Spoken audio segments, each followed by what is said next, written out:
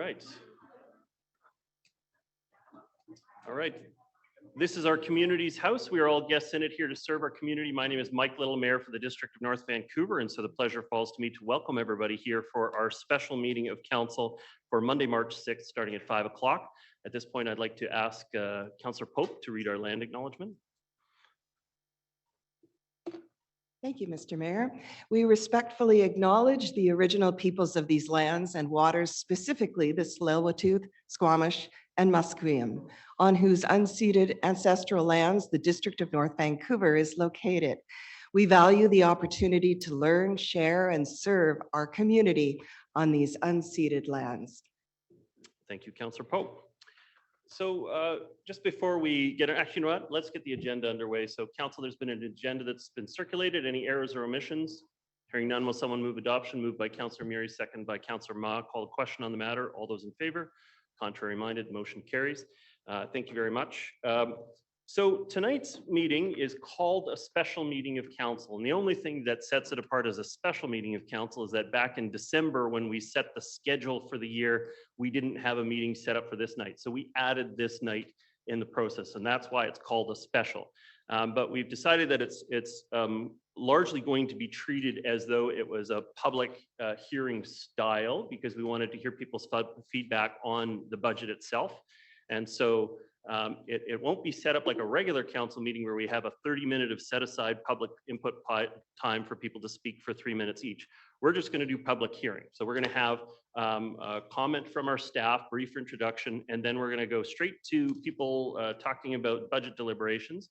I will remind people that the council's deliberations are going to be taking place on March 13th and sorry, I had a second date in there. I just want to be clear about that. That would be March 27th. And the decision for the budget going forward will be made by March 27th. And this is all just, I don't know, Rick is going to be covering it, but this is one of the steps in the process that we go through every single year for our budget going forward. Although we have a 5-year financial plan, we amend it every year to make sure that we're reaffirming the priorities set out in the previous financial plan, and also giving direction to council or to the staff to proceed with projects in a timely manner. The other thing I was going to mention tonight, first of all, this meeting is being held in a hybrid format. That means that there's members of the public, staff, and council are able to participate in the meeting either here in person or through the virtual meeting system through Zoom. The other piece that I was going to mention today is that we have another meeting scheduled tonight at 7 o'clock. But the items on the 7 o'clock meeting are not essential. They can be moved to another night. And so what we said is that the workshop will proceed when the special meeting is concluded. And if we get later in the evening, lots of feedback, lots of commentary, that's okay. We'll move the 7 o'clock meeting on, but we're probably going to make that decision at about 7 o'clock. And so we'll continue on with the public input as it is. And when we get to that time, that's when we'll kind of know about where we are in the public input and whether we're going to, at that point, reschedule the workshop items. So if you are here for the workshop items, I'm sorry that those items are going to take place after we've completed the public input period for the budget. But without further ado, I'm going to, at this point, go to Mr. Daniluk just for some opening comments on the process that we're in tonight, and then we're going to get straight into public comment. Mr. Daniluk. Oops. Excuse me, sorry about that. Thank you, Your Worship, and good evening, Council and members of the public listening in and in attendance tonight. This year's budget process began almost 3 months ago with a workshop on priorities and budget on December 12th. This was followed by additional workshops in January before introducing the 2023 budget to council and the public on February 13th. To create more awareness around the opportunity to provide public input, ads were placed in the North Shore News, and a message was placed on the front page of the district website at dnv.org. Public input on the budget began almost 3 weeks ago, and since that time, staff have held meetings with the community associations and provided responses to questions received. We've already received record input on the budget this year, so there's definitely lots of interest during this process this year. Tonight is a final opportunity for the public to provide input on this budget, but we do the budget generally once or twice a year in the spring and fall, and additional information will come forward through council strategic planning and the provincial budget process. So just reminding council and the public that there are opportunities for amending the budget in the future. That said, tonight is a final opportunity for the public to provide input on this budget in person or virtually directly to council. Staff will provide responses to tonight's questions over the next few days before providing a summary of all questions and responses to council on March 10th, so council can consider this information during its budget deliberations meeting March 13th and potentially the meeting following. It's important to note where we are with budget assumptions because things have been changing a little bit, but not drastically since it was introduced February 13th. We still have staff capacity and inflation challenges. The latest economic information indicates that inflation is coming down a little bit, but it's still very high. And especially on the North Shore, we're still experiencing cost premiums on construction projects and expect that to continue throughout this year. The North Shore did receive $29.2 million from the recently announced $1 billion provincial fund, with $10.3 million coming to the District of North Vancouver. This is the Growing Communities Fund, which was announced as, a number of weeks ago. And more formally, as the budget was introduced, the provincial budget was introduced February 28th. While this fund does align nicely with immediate concerns, the overall provincial budget also aligns nicely with this council's strategic planning. And so, as I mentioned, there will be opportunities as new information comes available to bring that forward during the amendment process. The new funding can be used to meet infrastructure or amenity needs, which is a very broad definition and could be applied to almost any new capital project. And additional information on this new fund will be provided in the March 10th staff report to council following input tonight. We look forward to hearing additional information from the public tonight and providing council with their summary report later this week and answering any additional questions that council might have prior to their deliberations meeting. Thank you, Mr. Daniluk. So I have just a short script to go over just over the rules of the public input period. Please bear with me. It'll just take a moment. This council meeting is being held to receive public input on the proposed financial plan. It is being held in a hybrid meeting format, meaning there is a combination of in-person and electronic participation by some or all members of council staff and the public. Section 166 of the Community Charter requires council to undertake a process of public consultation regarding the proposed financial plan before it is adopted. You may be interested to know that there is no statutorily prescribed process, as with other consultations such as public hearings, so the nature and extent of the consultation is up to the council. I will say the District of North Vancouver is a robust and thorough financial planning process, which involves many ways for the public to be informed about and comment on the proposed financial plan. In their introduction, finance staff will note this. Accordingly, council has established the following rules for this public input opportunity. We will go through the established speakers list. At the end of the speakers list, the chair may call for any other speakers not on the speakers list. You will have 5 minutes to address council. Begin your remarks to council by stating your name. After everyone who wishes to speak has spoken, there will be an opportunity for speakers to have one additional 5-minute opportunity. Any additional speaking opportunities will only be allowed at the discretion of the chair and if time permits. If permitted, do not repeat the information from your previous presentations and ensure your comments remain focused on the proposed financial plan. If you have provided a submission earlier in the process, there's no need to read it here as it will have already been seen by staff and summarized for the council. All members of the audience are asked to be respectful of one another as diverse opinions are expressed. Council wishes to hear from everyone's views in an open and impartial forum. Some important notes about this evening's meeting. Council is here to listen to the public, not to debate the content of the proposed financial plan. Council may ask clarifying questions. Everyone wishing to speak will be provided an opportunity. If necessary, we will continue the meeting at a later time. Following the conclusion of public input, council will meet in the coming weeks at a public workshop to debate the proposed financial plan. From that, staff will be directed to prepare the necessary bylaw, which will be brought forward for council's consideration at a regular public meeting. Finally, please note that this meeting is being held via Zoom and is being recorded in accordance with the Freedom of Information and Protection of Privacy Act. Okay, I think that covers all of the basics here, but yeah, I think I've covered all of that and all of that. So what we did is ahead of time, we opened up the speakers list, and the clerk's department has been receiving requests from the community to be included in the speakers list. So I do have a lengthy speakers list that's already been established. We're going to go through this list one time. If anybody else wishes to speak a first time, we're going to add you to the end of that. And then we're going to take a pause once we've given everybody an opportunity to speak first. Then we'll go back and double check and see if anybody else would like to do a second time of making a submission at that point. And that's how we're going to proceed through the evening. So the first speaker that we have is Robin McQueen, followed by Diane McQueen. If you come on up here and we can use the microphones there. I will say that over the course of the evening, what often happens is someone else says something that you wanted to say, and they've already done a good job of communicating it. If you're just repeating what previous speakers said, you don't have to speak for the whole 5 minutes. You can come up and say that you generally support what was already outlined. That might be a way for the evening to progress and for more people to be able to share their views tonight. But at this point, welcome, Robin McQueen. You have 5 minutes to address the hearing. Thank you very much. Good afternoon, Your Worship and Council members.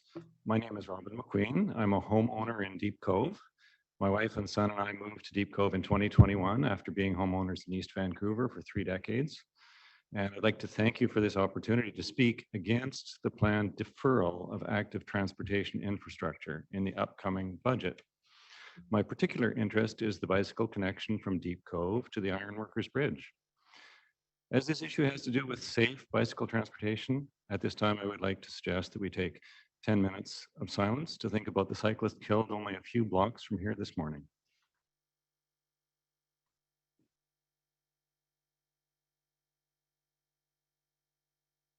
Sorry, you have any more? Sorry about that? Just taking 10 seconds of silence. Oh, 10 seconds, sorry. Yes. Okay.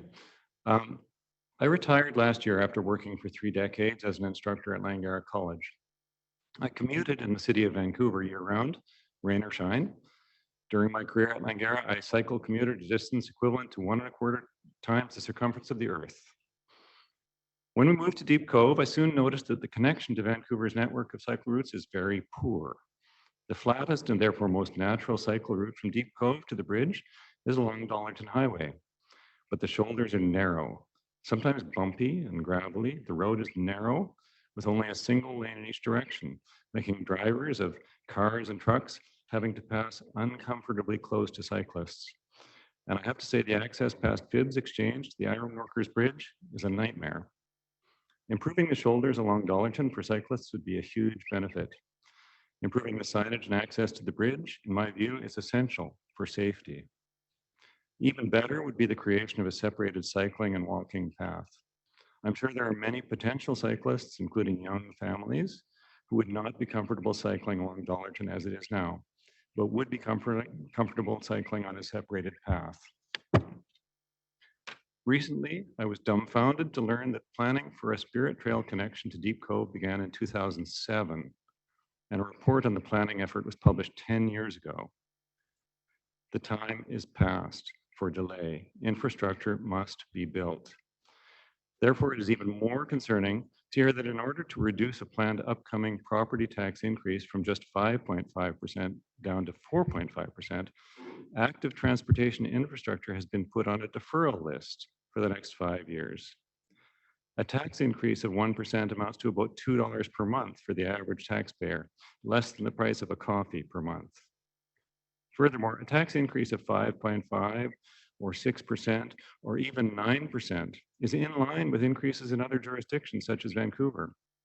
I do not agree with choosing to keep taxes low if that results in deferring important infrastructure projects. As well, there are multiple possible sources of additional funding, such as the $10 million just referenced from the province. Federal and TransLink funding can also be sought. If we are going to reduce traffic congestion as well as meeting greenhouse gas reduction targets, both goals of the official community plan, I would urge you not to defer building inviting active transportation routes. In closing, I'd like to point out that as well as being a homeowner, I am a pensioner. I understand that costs must be controlled. But if that means that important active transportation infrastructure must be deferred, I disagree. If my taxes need to rise in order to fund active transportation, I am happy to pay. Thank you. Thank you very much. Just before we go to the next speaker, there's still 6 seats up in front here. Come on in, sit down, and then we've got another 4 seats up front over on this side. So come on in, make yourself comfortable. Nope, sorry. Ladies and gentlemen, we actually we don't applaud or boo or any of that kind of stuff. We want people to feel welcome to share their comments one way or another. Okay, welcome. So I have Diane McQueen, next speaker. Welcome. You have 5 minutes to address the hearing. Thank you. Good afternoon, Mayor and Council. My name is Diane McQueen. I'm an elementary school teacher in Vancouver and a property owner in Deep Cove. I would like to emphatically ask that Council not defer funding for the construction of the active transportation plan, including the Spirit Trail to Deep Cove. This has been in the planning stages for 15 years. The plan aligns with Council's priorities for improving mobility and the official community plan, including reduction of greenhouse gases. With mobility, we need to have transit, but also safe, accessible, and connected bike lanes and routes for pedestrians and those with wheeled mobility aids. I don't want to hear about any more cycling fatalities as what happened in North Vancouver earlier today. I strongly believe that the best route to Deep Cove is along Dollarton. It's the route that cyclists currently use, is the most direct and accessible, and would encourage integration with the bus route. It goes past key attractions such as Maplewood Flats and Kates Park, and other developments such as Capilano Student Housing, as well as through the Tsleil-Waututh Reserve. The Mount Seymour Parkway has good shoulders, but it's much more hilly terrain with a faster speed limit, and it is not inviting to the general public. As a cyclist, I know that the route along Dollarton is currently not safe. I'm a very experienced cyclist, and I'll cycle this route during the day, but not at night. Not during the winter when it's raining, which means I can't rely on it for cycle commuting to Vancouver.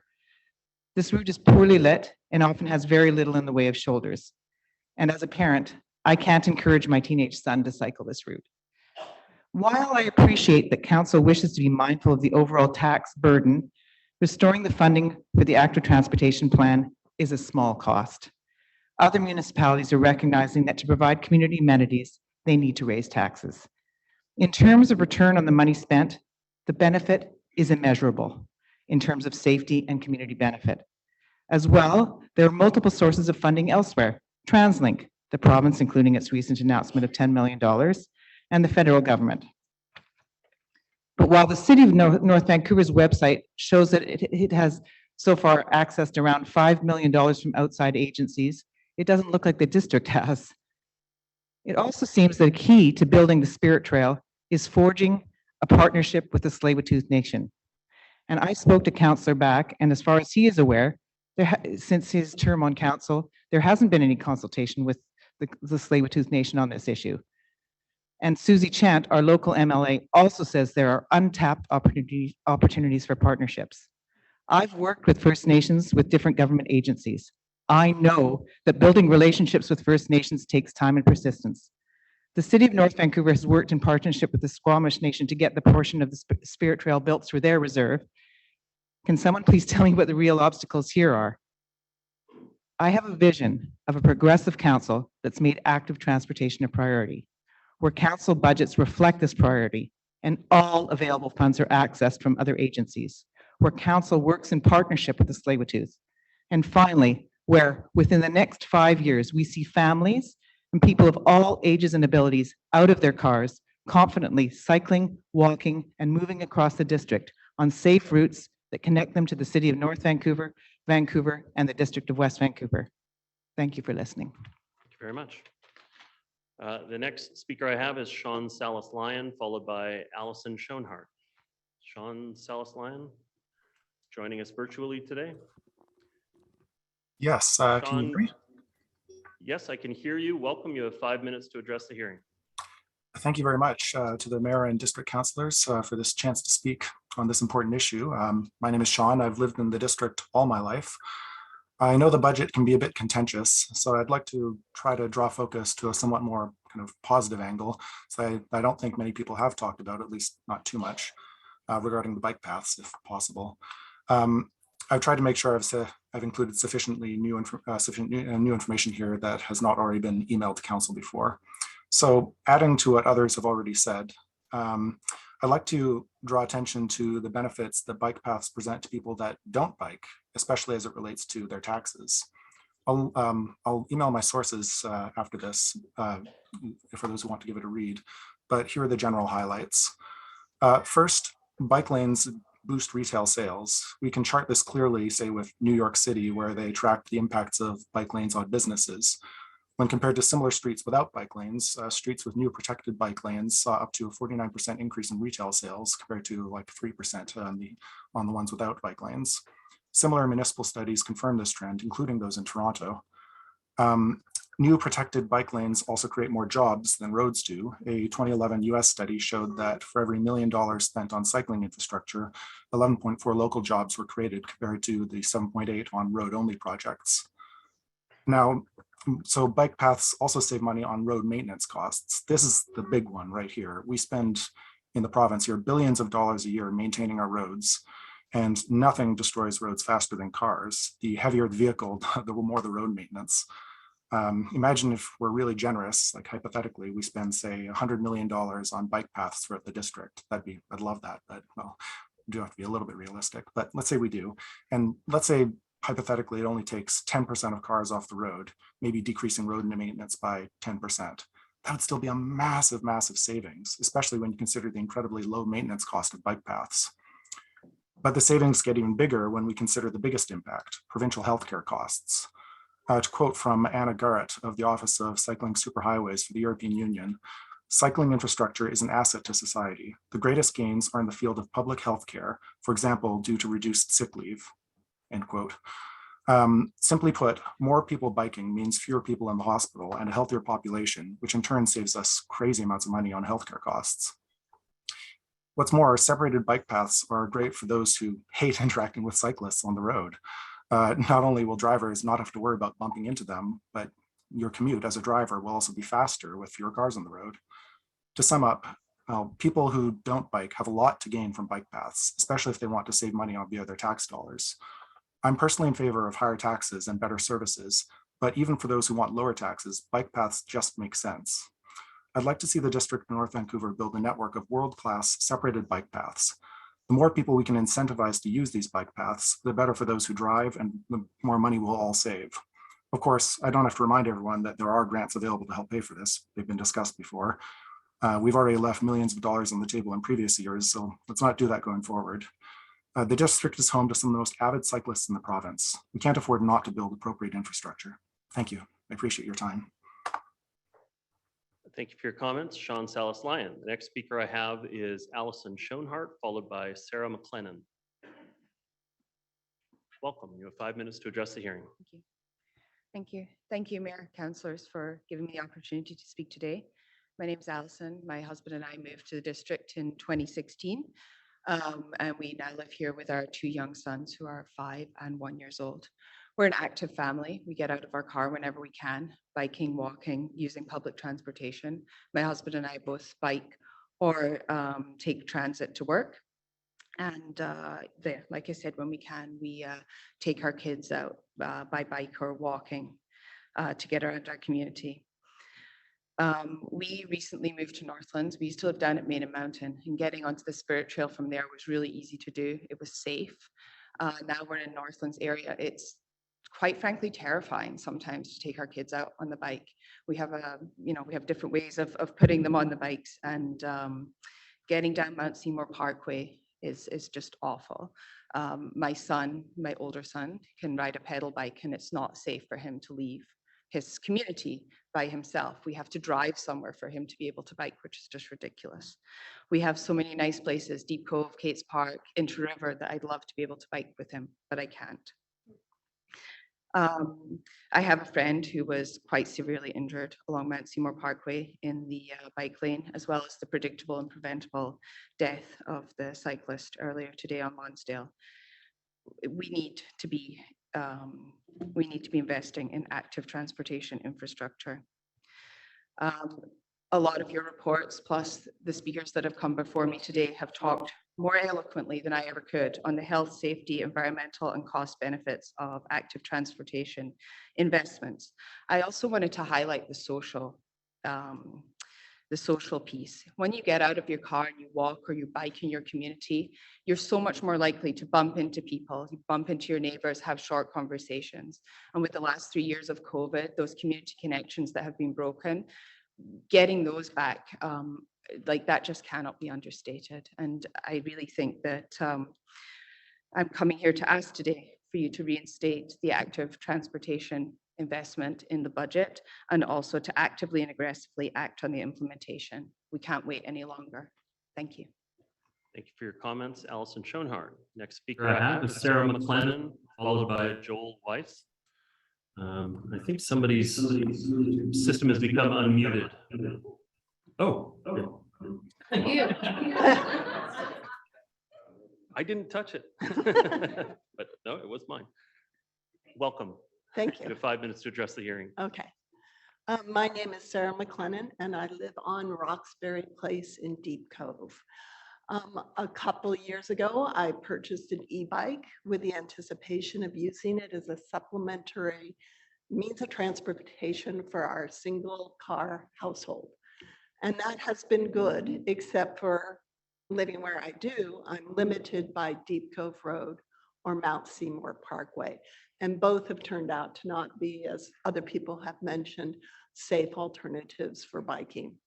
So I would encourage the council to look at extending the Spirit Trail into Deep Cove with the understanding that they're looking at creating alternative transportation. I understand that means or avenues. I understand that e-bikes have the sales have gone way up. So I encourage the council to look at building the infrastructure that supports that. The other thing is, as I mentioned, I live in Deep Cove, and I live about 1.5 kilometers from Gallant, the main area of Deep Cove. But the cars are parking during the summer to get into Deep Cove. They're parking up by my house now. That we cannot sustain much more car traffic into Deep Cove. We do need people to come to Deep Cove because of the tourism and the businesses that are there that we want to sustain, and they have a very short season to make money, and they have to make it in the summer and the spring. The cars are parking up by my house, and we don't even have Quarry Rock open, which I can imagine when that happens, and when the new picnicking area on the street starts to happen, it will be very popular. We need to create alternative transportation opportunities.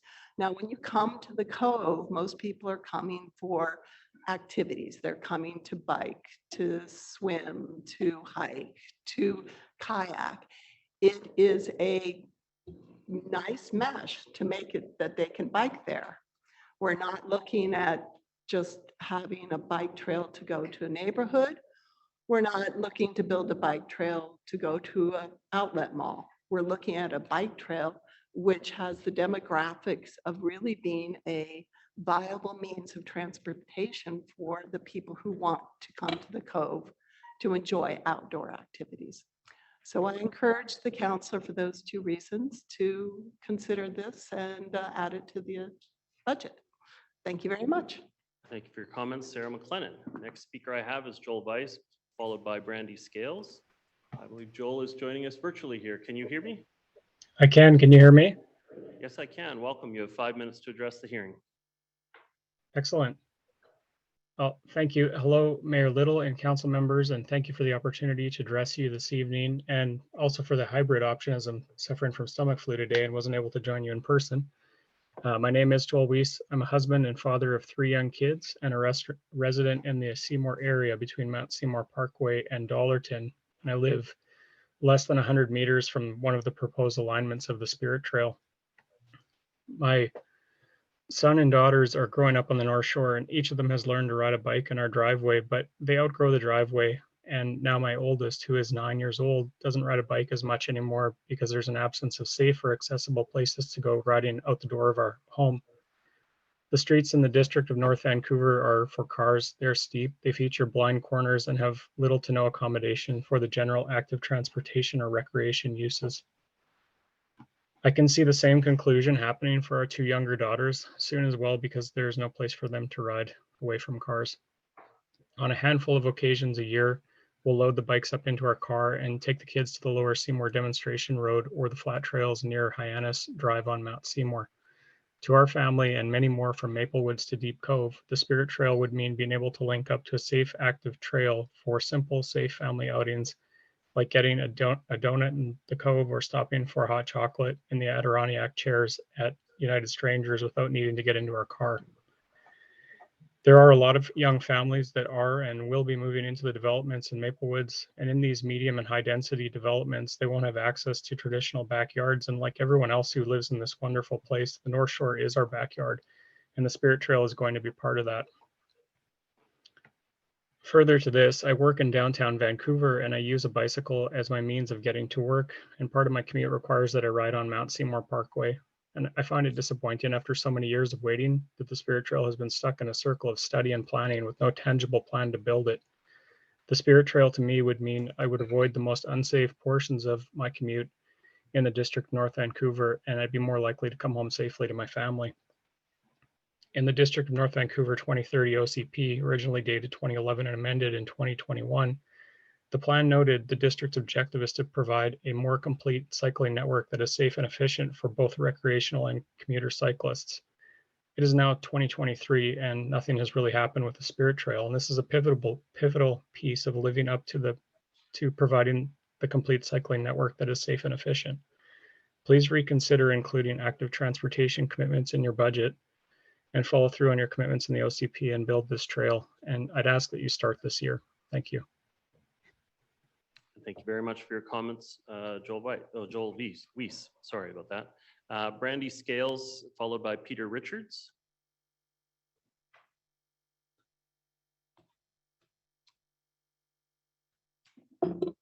Welcome, you have 5 minutes to address the hearing.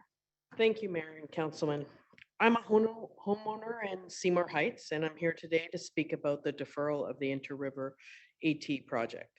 I responded to the mayor's email this morning, so I'm not here to reiterate everything I've already wrote.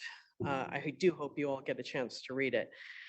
I am here, though, to advocate for the Inter-River turf because I believe projects like the Inter-River project benefit the overall community at large. I already mentioned the mental and physical and social benefits, so tonight I just want to focus on the impact practicing on gravel fields have on our kids.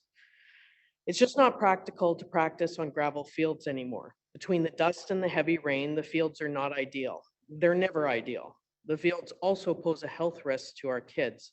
I volunteer my time as an age coordinator with NVFC, and I can't tell you the number of emails and phone calls I receive from parents and coaches whose children have asthma or other environmental issues and allergies, asking, often begging me to switch the practice fields. The fact is, kids are missing practice time because they are unable to play on these fields. In addition, children are often injured on gravel fields, from twisted ankles to impact injuries due to the uneven surface. Not to mention the fields just don't recover from the rain and now the snow the way the artificial turfs do. The AT turfs take often just a day or two to be playable again, while the gravel ones are taking now weeks, if not longer. I heard it said that artificial turfs pose health risks from the little pellets, but that's simply not true. Both Health Canada and the CBC have publicly stated there is no scientific evidence to support that claim. I appreciate that the costs are rising, which is why we need to build it now. I too disagree with keeping the property tax increases low if it means we need to sacrifice these infrastructure projects that are critical to our community. I brought my son here today because after all, he's the one that's impacted the most practicing on the gravel fields, and I want him to lend his voice to this matter. Hello, my name is Martin, and I'm the one who plays soccer the most in my family. And when I play soccer, I practice on a gravel field, and it's pretty hard to practice on a gravel field when it's all raining and there's a lot of puddles in it. And it's better when we play on turf because it's harder to roll your ankle and stuff like that. So I would want to have more turf fields built. Thanks. Thank you, Martin. Thank you. Thank you very much.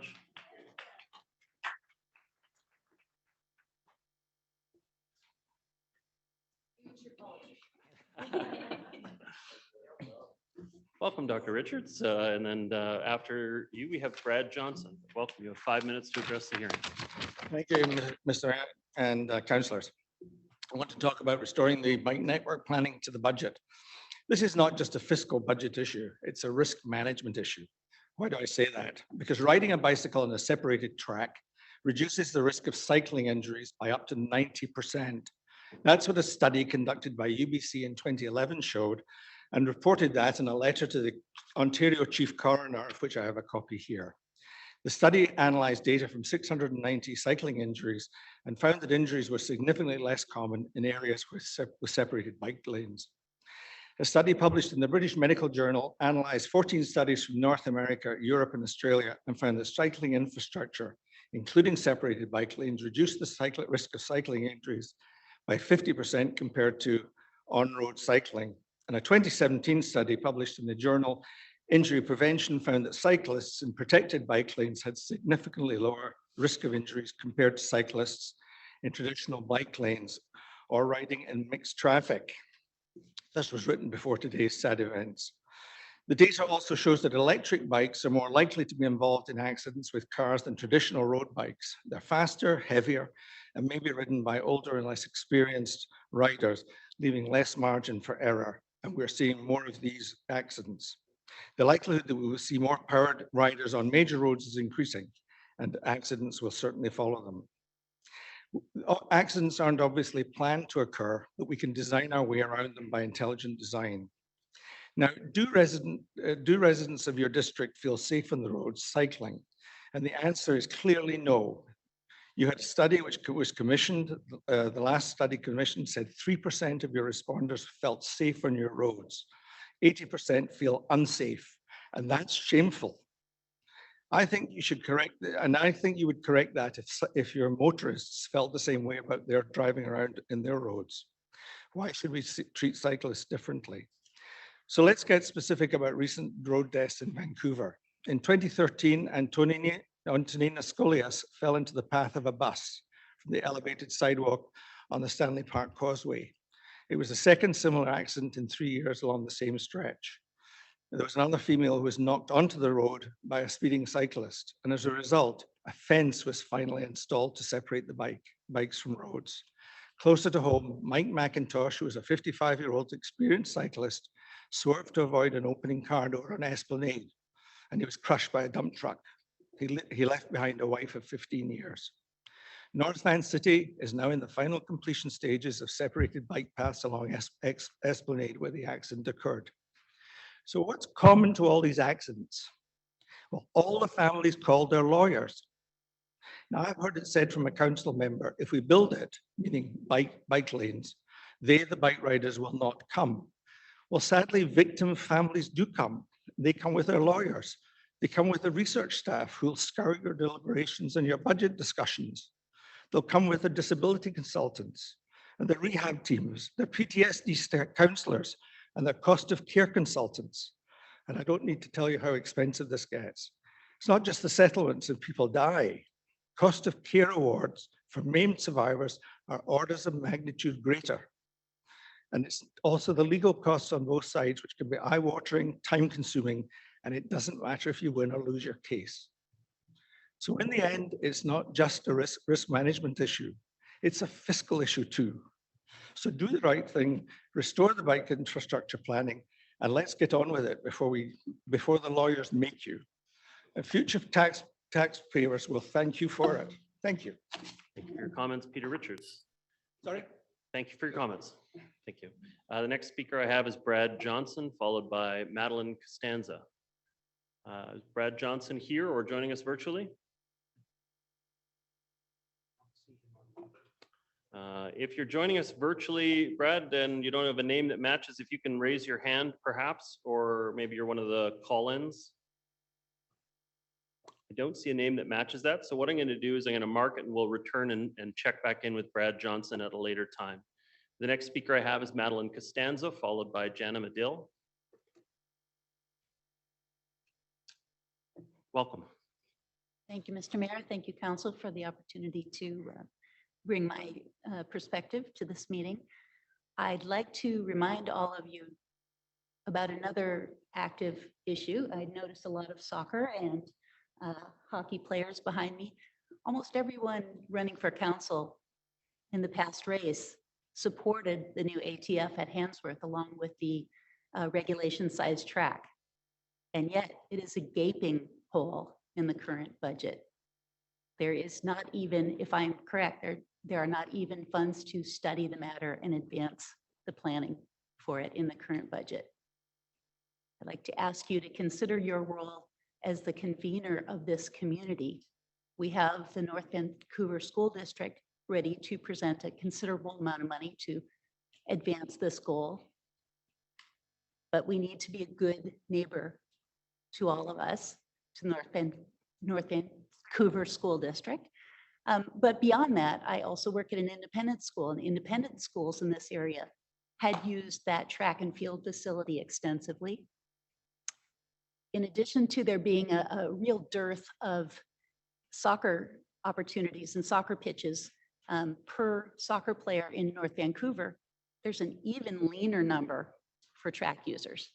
There are very, very few regulation size tracks in the entire Vancouver area.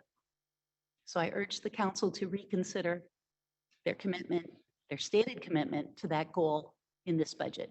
Thank you. Thank you very much. The next speaker I have is Jana Medill, followed by Eric Stevenson.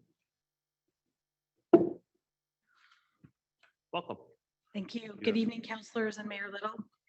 My name is Jana Medill and I reside on Redonda Drive, just in Upper Capilano. And tonight I come here wearing many hats. The first is as a DNV taxpayer and homeowner for over 20 years. The second is a professional leader in sport in this district. And the third as a parent in the Handsworth community.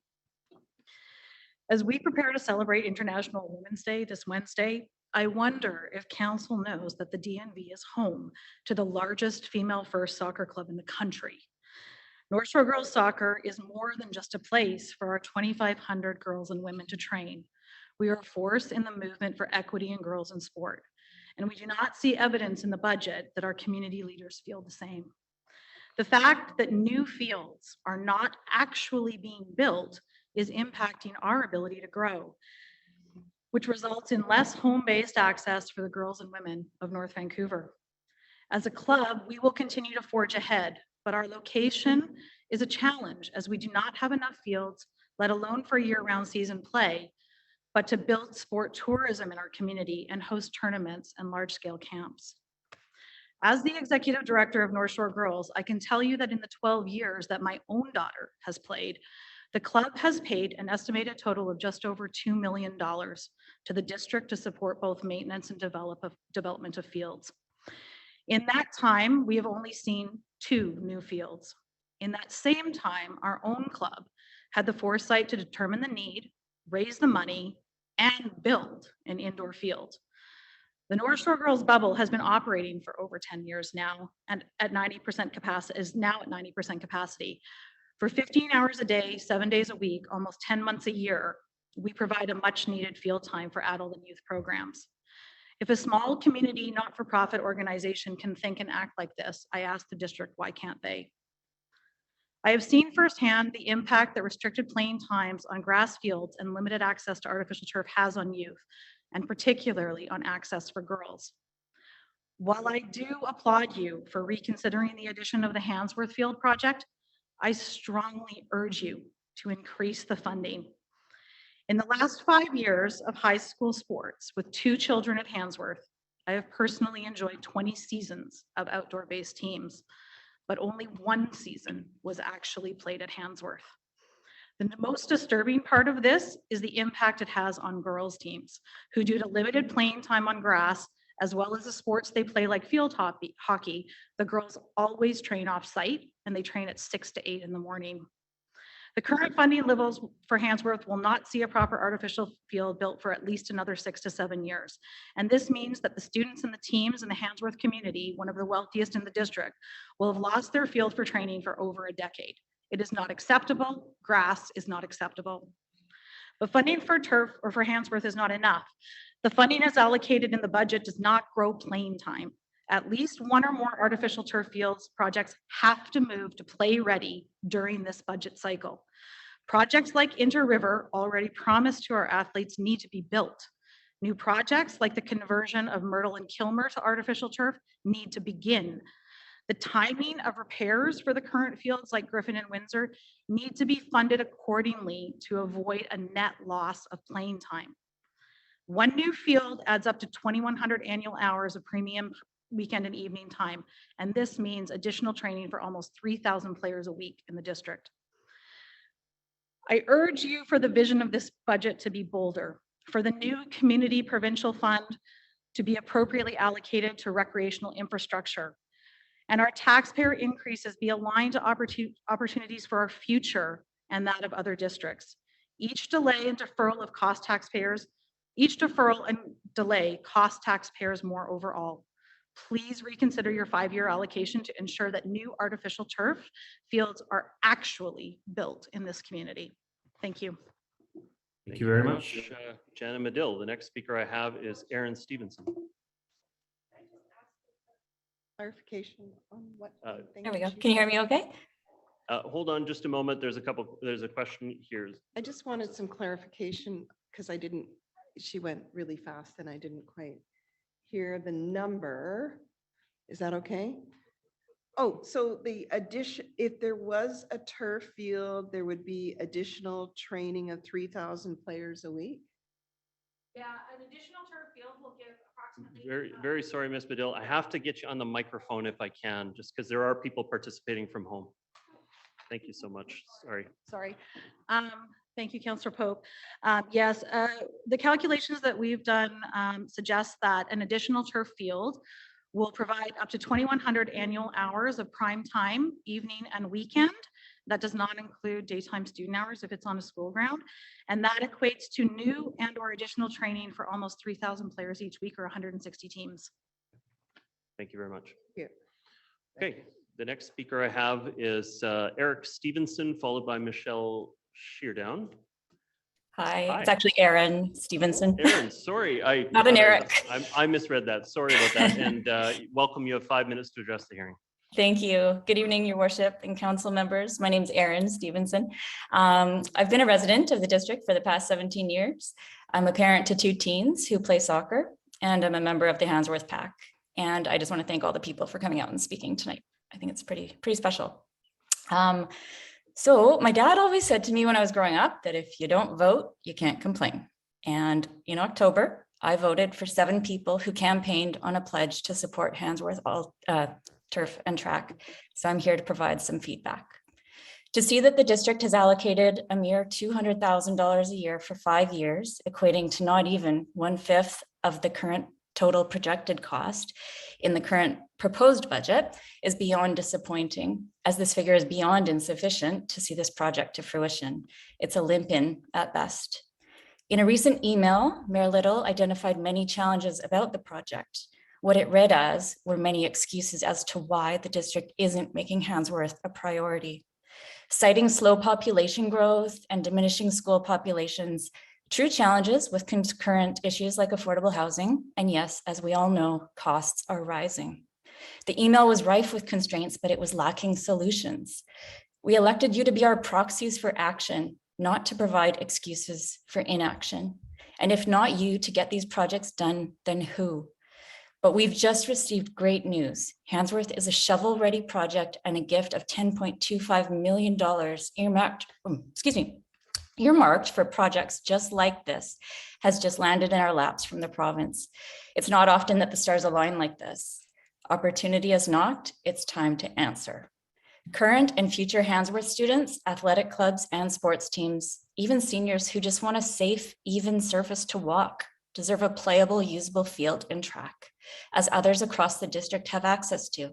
The constituents of the West Side pay taxes just the same. Why should the resources be inequitable?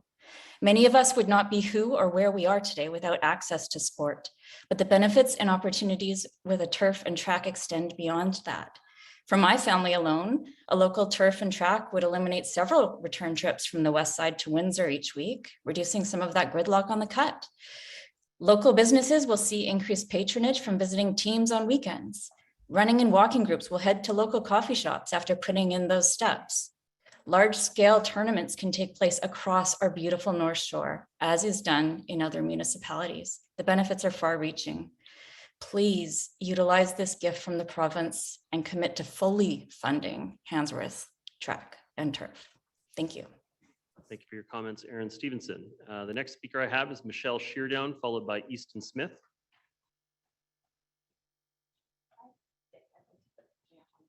Yep, there's under the desk, if you sit down in the chair, see a little black box. Okay. And there should be a USB port right in front of that.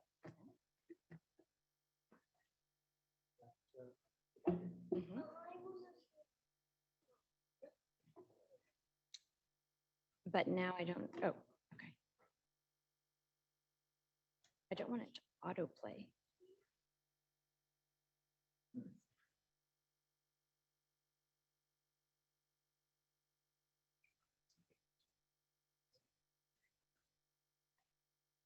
Oh, .key files. What was that originally produced in? What program? Note. I don't know that we have Keynote installed. Okay, I think I can. Can you get it online? I can get it online and I'll just cut it off the point that I'm sorry, I thought that I would be able to open it up as in a way that. Speaking notes or is it a presentation? It's just a, oh, here, I can open it with a different format, I think. If you go more apps, maybe a browser, if you pick a browser from the list, that might do it. So possibly Internet Explorer. We'll see. Yeah, and then click OK at the bottom.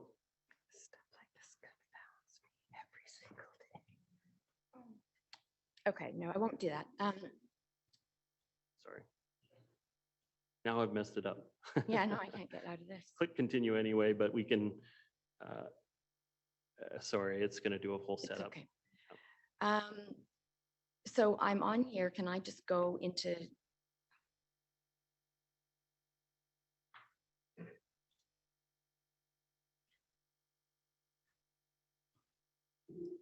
It's really quite pivotal to my presentation. I don't know what we can do Yeah, no, about I it on the understand. spot. I mean, we could I delay you understand. as a speaker and see Can if I there's something we go could do. just to the internet here? Can I just literally type in YouTube and find the? Yes, you can. If you go cancel and then click on the bottom left side, the blue swirl right there. Yeah. Yeah, it should open and then you can enter an URL on the top bar there. Yeah. Okay, I'll do that after. I apologize for that inconvenience. Thank you, Mayor Little, councilors and staff for this opportunity to provide input and for all your hard work on this budget process to date. My name is Michelle Sheardown. I live in the district of North Vancouver in Lynn Valley. And at the pre-budget meeting, I referred to a statement that had been shared with me that a budget is a moral document. I thought it was worth repeating and thinking about it a bit more. What I think it means is that a budget reflects the choices you make based on your values. So when the community's leaders choose a budget, it should ideally reflect the values of that community now and well into the future. In my mind, this process is not about dollars or percentage increases. It is about choices and values. Personally, more than anything else, I value life, life itself, the interconnected web of all life on our living planet. Does this budget reflect my values? I don't think so. In the OCP action plan, there was unanimous support by council for a vision of a sustainable, inclusive, resilient, and vibrant district of North Vancouver. Does this budget give us, put us on a path in that direction? I don't think so. Out of the reasons, one of the reasons I've said that I don't think so is because the choices that are being made are not transparent. Why did staff recommend a budget in December and now there's a different budget? We don't really know how this is all unfolded. I read in the OCP action plan that decision-making and actions should be viewed through both a social equity and a climate change lens. Has this been looked at? Has the budget document been looked at in this way? Have other decisions actually been looked at in this way? So to conclude, I'd like to share a very short video for you, and perhaps you will remember it when you make your choice about the budget and our collective values. Pause for time. It's only 40 seconds long, so. But I'm not very good with this thing on top here.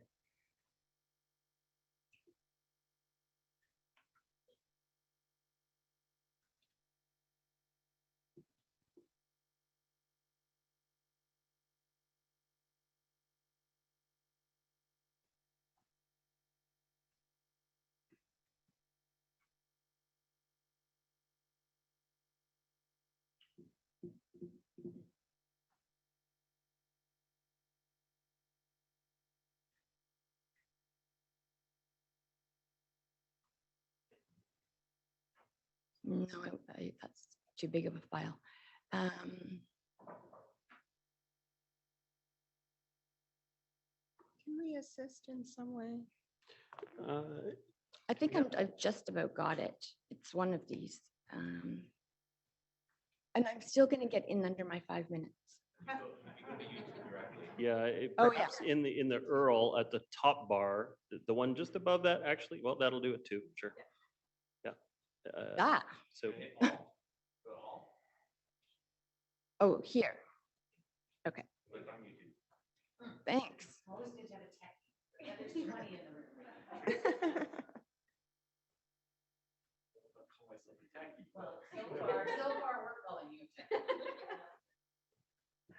Microsoft likes to redirect you to Bing. They don't like you to go to YouTube. Yeah.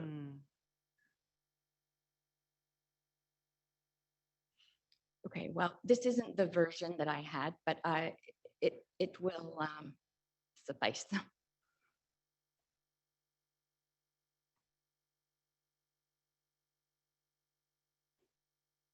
Do we have sound for it? Yes, we have sound here. Just making sure the sound is.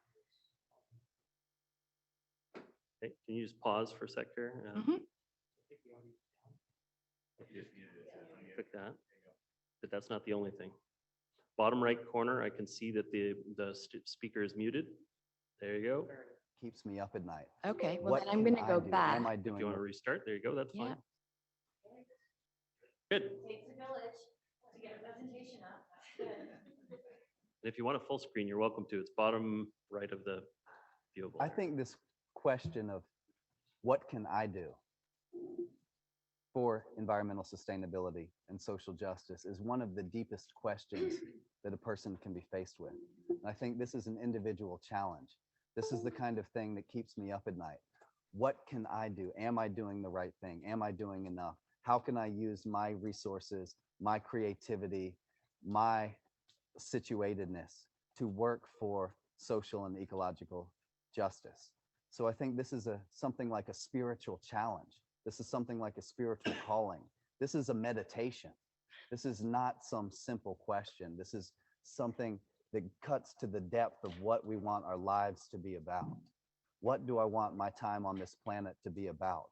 How can I express my creativity for compassion? How can I express my creativity for justice? How can I? I'm just going to escape out of that.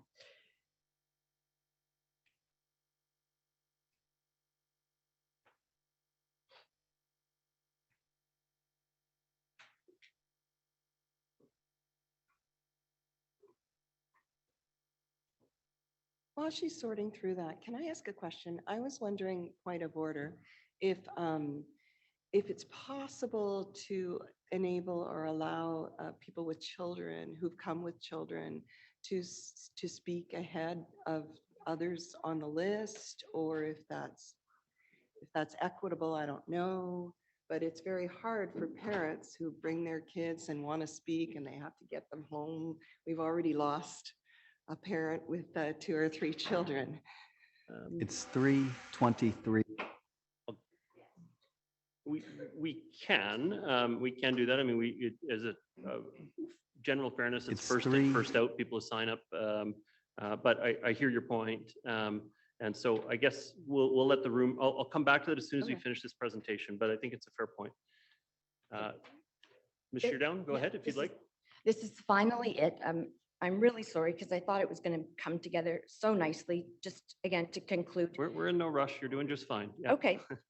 So I'd like you to consider this when you're making your choice. 23 in the morning, and I'm awake because my great grandchildren won't let me sleep. My great grandchildren ask me in dreams, what did you do while the planet was plundered? What did you do when the earth was unraveling? Surely you did something when the seasons started failing, as the mammals, reptiles, birds were all dying.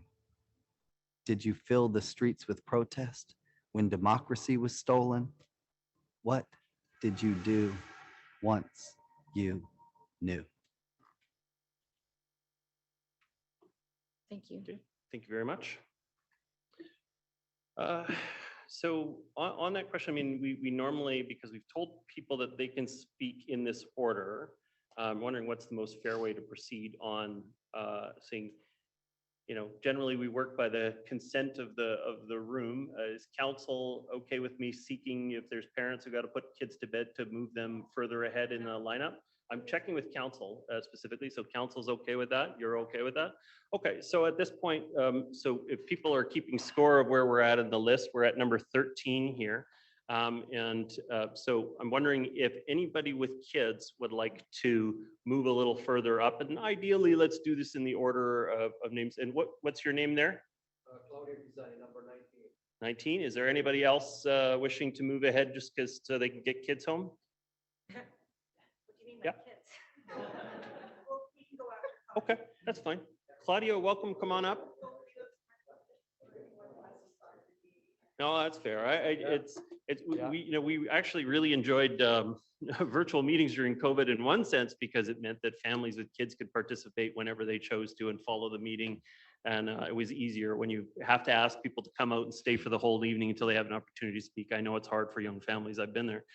So welcome. You have 5 minutes to present to the hearing. Thank you very much, esteemed council. This is Nico Kizani, my son, who will have a hockey practice at 7 p.m. So I'm really grateful for giving us the opportunity to speak and go and dress up just in time. I am a resident of this wonderful neighborhood, District of North Vancouver, have been for the last 3 years. And I have been fortunate enough to be in the area of Vancouver as well as Burnaby. So I have a chance to compare facilities across various municipalities. I have been a soccer coach with the North Vancouver Football Club for the last 4 years. And I have raised kids through the soccer program from age of 5. So I have seen them playing on fields that were soccer related grass, as well as gravel and artificial.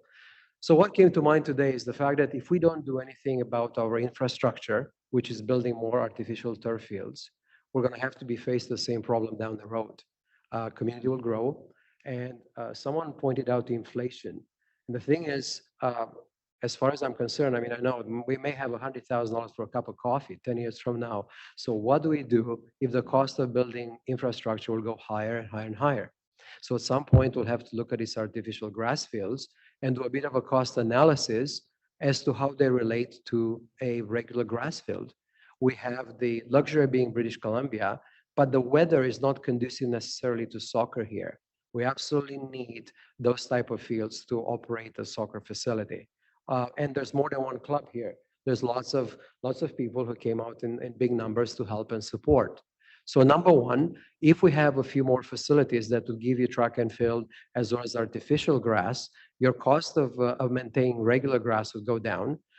Your activity would be enjoyed not just by soccer, it could be a variety of other sports. I think it was field hockey mentioned as well. Track and field will allow seniors to walk around the park and perhaps just walk on the field when they're not used. Therefore, I believe that we need more and more of those to being built. And if we defer the cost today, as we have more and more kids come to the community, we'll be faced with a much higher cost down the road. So there's always a bit of a balance in between the money that we spend today and we save taxpayers and what we do for the future. I grew up in a family, in a European family, where you do everything you can for the next generation. And I think investing in sports infrastructure, as well as track and field, as well as bike lanes, because this seems to be a common theme today, is the right thing to do. And I understand you have to balance the two budgets. I understand we cannot be reckless on taxes. There's seniors out there that have to make ends meet. This is an act where we have to find a happy medium. But playing on artificial turf, you've heard it from other players before. I'm just going to point out that indeed, it's a tough thing. It's very difficult. And sport number one in the world is soccer. Canada qualified for the World Cup. The demand for soccer has increased dramatically, and I suspect there'll be more and more kids coming in enrolled into these programs. We cannot have practices more than once a week because we do not have enough facilities. We play the municipality of West Van or Burnaby occasionally, or Coquitlam, and we always play on their turfs, and they point out that their training facilities are not gravel. So what do we do about gravel? It's a serious problem. And I think the dust is so high that we cannot see a thing when the fields are clean. And then when you have lots of rain, you can barely walk. You can twist ankles and have a whole bunch of other problems. So, Nico, what do you think? What is like playing on gravel? My name is Nico. I go to Highlands Elementary School, and I live in the North Shore district. And when it's like rainy, when we're doing soccer practices, it's really it's really bad, and you can get really soaked. And when it's when the gravel's freezed, you can trip and fall, and the gravel's really hard, so then you can badly injure yourself. And in the summer, it is really dusty, so the gravel can get, well, the dust can get in your lungs, so that's really bad and stuff. As well. And your eyes, yeah. Yeah. So this is common. I think you're going to hear that from a lot of the players day in and day out. And I think the dropout of one of the most exciting sports that keeps together the community, keeps our community healthier, and keeps kids off the iPad should give us reason enough for thinking on how we can add to this infrastructure. And unfortunately, artificial grass is expensive short term, but if we do a cost analysis over 10 or 15 years, it's no different than having artificial grass in a backyard. So there's an upfront cost, but there's savings down the road. And most importantly, it will keep our kids in a sports-induced environment, which I think it's proven to be extremely beneficial for many years to come. Thank you for your comments. Thank you for your comments too. Welcome. Thank you. Thank you very much.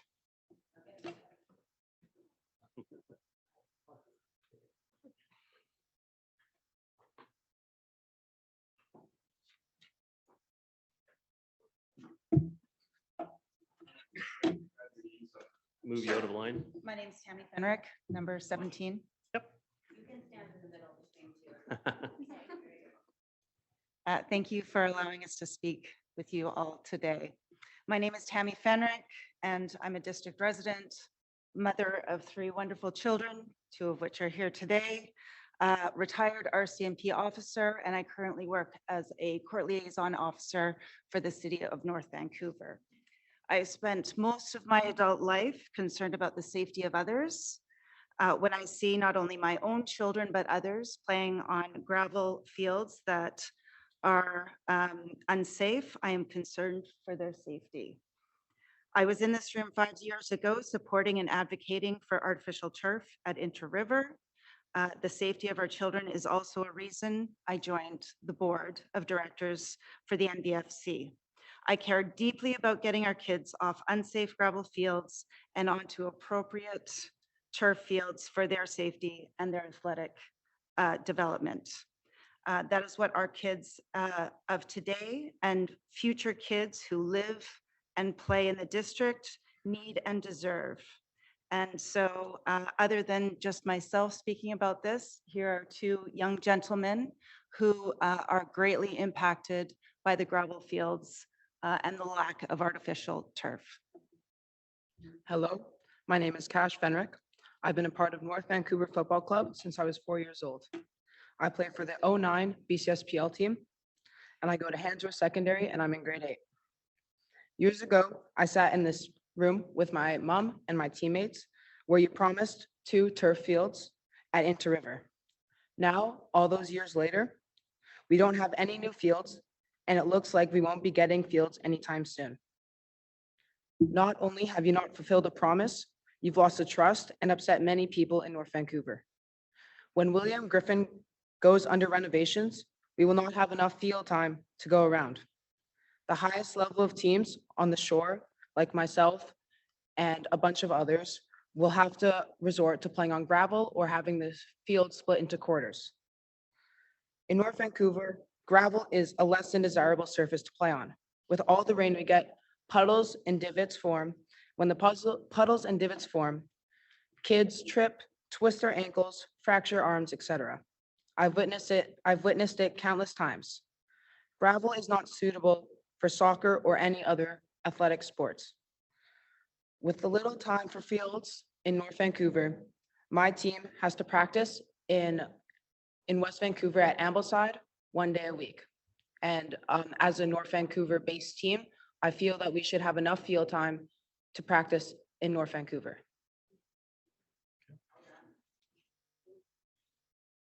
Hi, my name, can I move this a little closer? No. Oh. Can you move, please? So I can...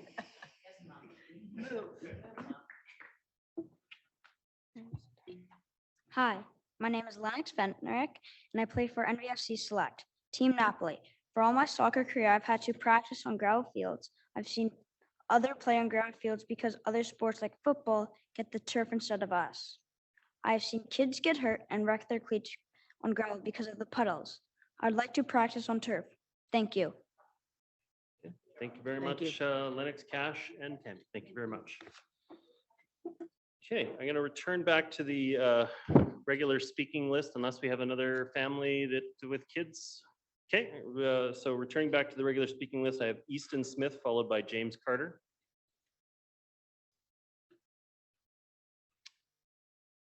Welcome. You have 5 minutes to address the hearing. Hi, thank you. I was going to offer some lighthearted remarks this evening about how the DNV needs to do its part to reduce our climate impacts by funding the sustainable transportation plans in our OCP. I was going to say that it's not a fiscal burden to do this, that most of the sustainable transportation reforms we need to do are win-wins that will make the city nicer. I was going to say that a jump to a hypothetical 6.5% property tax increase would only cause the owner of a $1.2 million home to pay about $36 more than the proposed plan. And that it is a no-brainer to spend that on more safe, active transportation infrastructure like the Spirit Trail extension. I've decided instead to talk about the poor woman's death this morning, run over on her bike by a dump truck just 1 kilometer from here on Lonsdale. Her death was the direct consequence of decisions made in this room and at the City of North Vancouver. We know this because there are cities where this does not happen. Cities that committed to Vision Zero and followed through. Bigger cities like Helsinki and Oslo both had 0 annual motorist, pedestrian, or cyclist deaths. How? They prioritized modes of transportation other than cars. They cut speed limits, changed street design, removed space for cars, and generally made life harder for motorists. They invested in active transportation. The deceased was following a recommended bike route. These routes are not safe. They should not be recommended. As staff explained, only strong and fearless people bike in the district of North Van because it is insanely dangerous to bike here, thanks to past council's prioritization of motorists above every other mode of transportation. If you don't fund active transportation infrastructure, more people will die. If you don't seriously commit to Vision Zero, more people will die. It will be your fault. And why are we sacrificing these people? We know politics often requires tough choices. Lives often hang in the balance. So are they dying for the greater good? No, they are not. They are dying to preserve a stupid, backwards status quo. Cars are very useful machines in some contexts, but car-centric cities were a mistake. Oslo and Helsinki are much nicer places to live, to eat out, to grab a drink, to hang out in the park than any city in Metro Vancouver, because they are not car-centric. It's path dependency that brought us here, status quo bias, the way we've always done things. It's visionary and courageous politicians that can take us somewhere better. The OCP recognized this and set pragmatic targets to support multimodal transportation and active transportation. We are not on track to hit the OCP targets of progress towards multimodal sustainable transportation. And this council is going to slow down rather than speed up. And to save taxpayers what? $30 or $50 a year? That makes no sense. Don't do it. Thank you. Thank you very much. So, ladies and gentlemen, you may not see the direct link, but we see that kind of cheering as bullying to people who may have a different opinion. And so we ask that everybody just let people come up and share their comments without intimidation. We'd appreciate that. The next speaker we have is James Carter, followed by Stuart Ince. James Carter.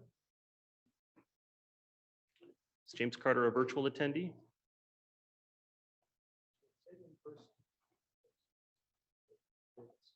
Okay, so we don't see James Carter online or in person here, so we'll circle back and double check in case James joins the meeting a little bit later, but at this point we'll move on to the next speaker, which is Stuart Ince, followed by Stephen Pace.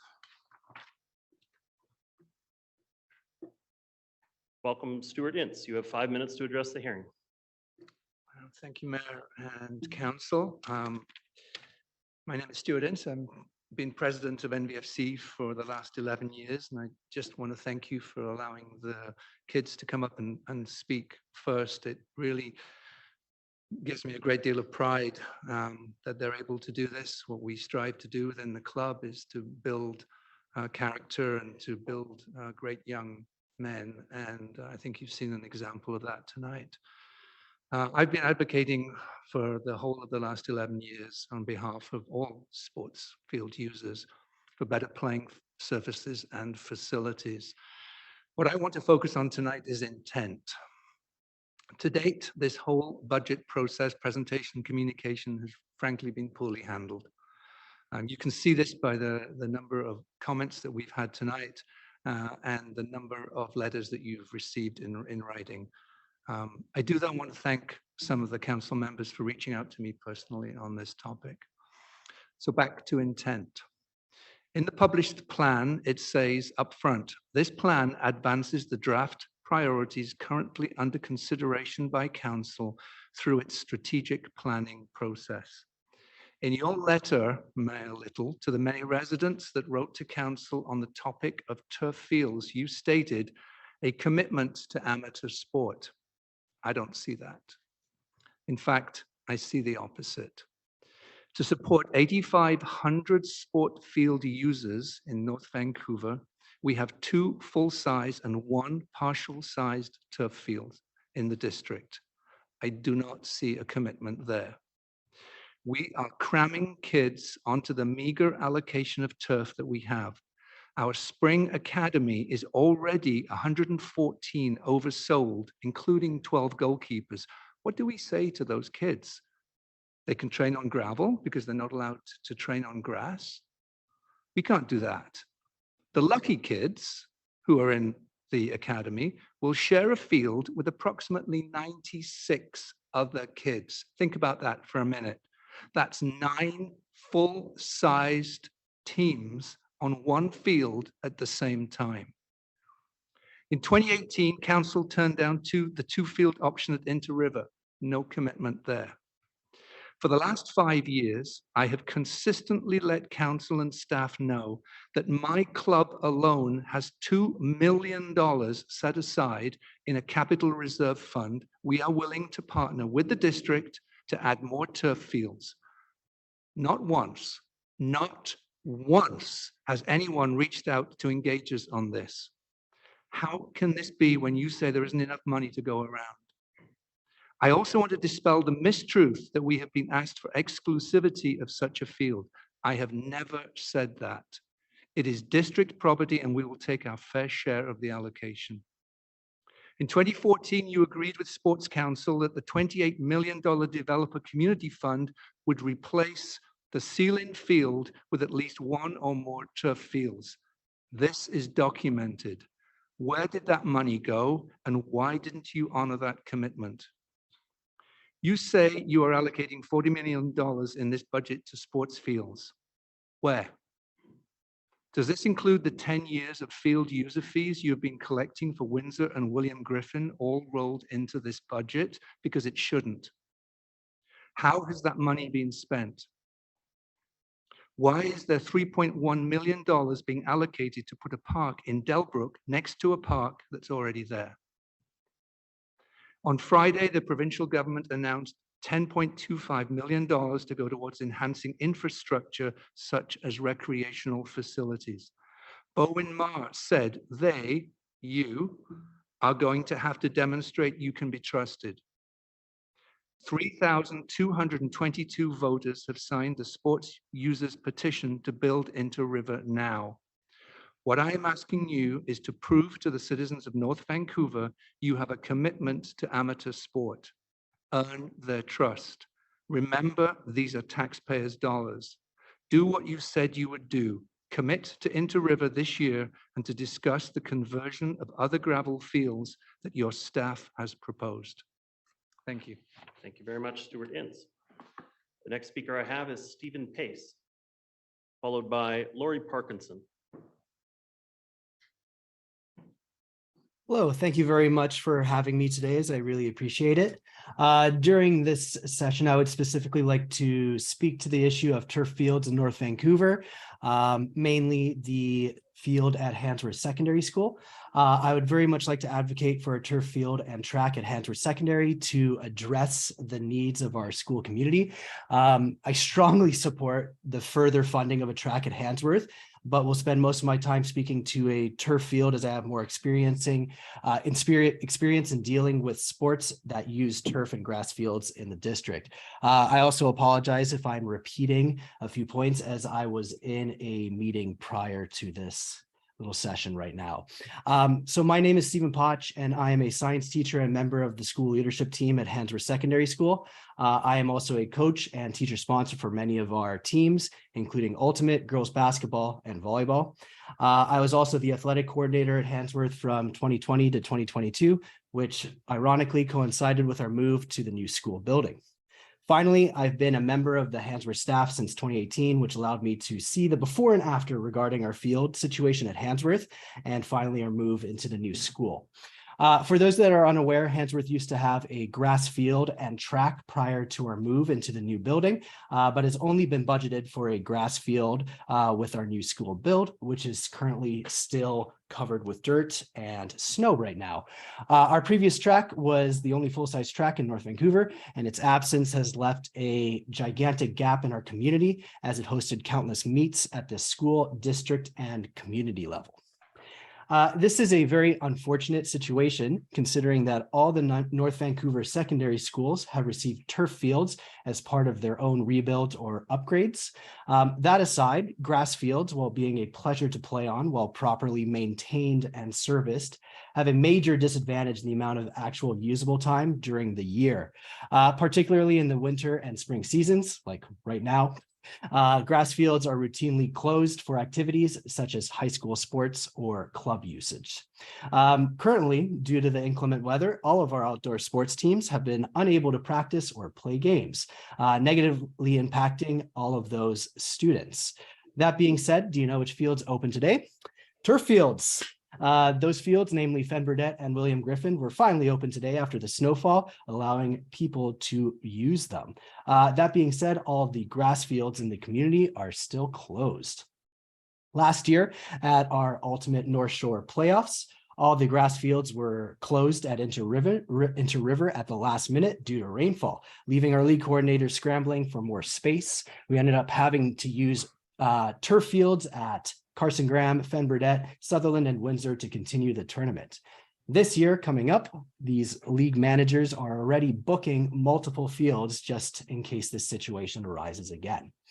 Additionally, almost all our athletics teams either practice at Mountainside or request field times from North Van Parks and Rec. This adds commuting time fees or both to our teams, causing athletic involvement to sometimes be out of reach for potential students and families. And we should always be striving to include as many people as possible. Finally, our community lacks usable field space as a whole.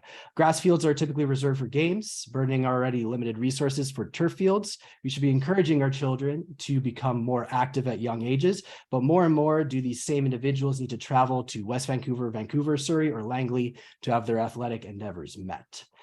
For a community which prides itself on their high level of activity, from skiing to cycling to soccer, we have a serious need for more, not less, usable field space, particularly from turf fields. Our student athletes regularly travel outside the North Shore to play sports, which is becoming more difficult to do with more people driving on roads and long commuting times. A trip to Newton Athletic Fields in Surrey could sometimes be a multi-hour trip on a bad day. For context, North Vancouver is rarely considered as a destination for high school athletics, with the main exception being the turf fields at Ambleside for field hockey, which almost ironically are some of the best facilities in the province. A turf field Handsworth would be usable for longer periods of time than a grass field and would positively benefit the community. It would also bring Handsworth in line with other secondary schools in the district. I hope you reconsider the budget for a turf field and track at Handsworth, particularly in regards to the overall usability of the space. Thank you very much for your time and allowing me to speak on this issue, as again, I really appreciate it. Thank you for your comments, Stephen Pace.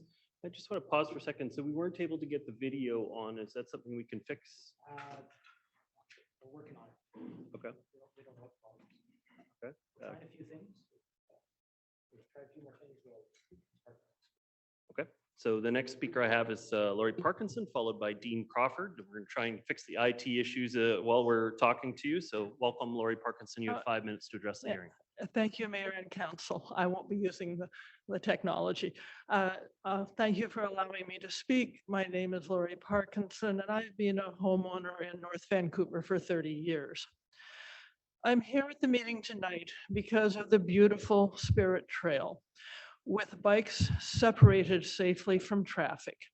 I have an e-bike, and I'm so impressed that the 3 North Shore municipalities have collaborated to build this trail.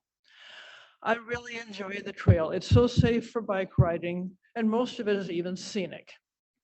It gets me on my bike to a wide variety of shopping that I would otherwise use my car for. However, I'm frustrated that I can't bike to Deep Cove. I don't feel safe biking along the Dollarton Highway. At this rate, I also won't be able to bike to the district's town centers via connections to the Spirit Trail. I'll be in my car for all of this, and we all know that's not a good idea for our climate or for our health. I was recently amazed to learn that the Spirit Trail was started 15 years ago. So far, the district has only completed a few short segments of its portion. And now you propose to defer it another 5 years? That's really becomes delaying it forever. The district needs to fully fund the Spirit Trail and connections to it. The district's OCP aims to have 35% of travel be active transportation by 2030. 2030 is just 7 years from now. We're nowhere close to meeting that target, and deferring another 5 years will make it darn impossible. The district's population, although growing slowly, is helped by densification, so the number of cars is also increasing. It seems odd that the council is approving more density, but bike paths aren't increasing in concert. I wonder if there's been discussion of increasing bike paths as you increase density. To me, it would make sense.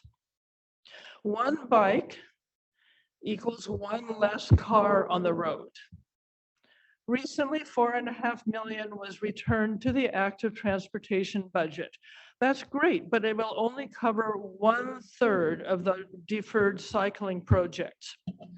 Please use the province's recent cash award to build the Spirit Trail to Beep Cove and connections to town centers.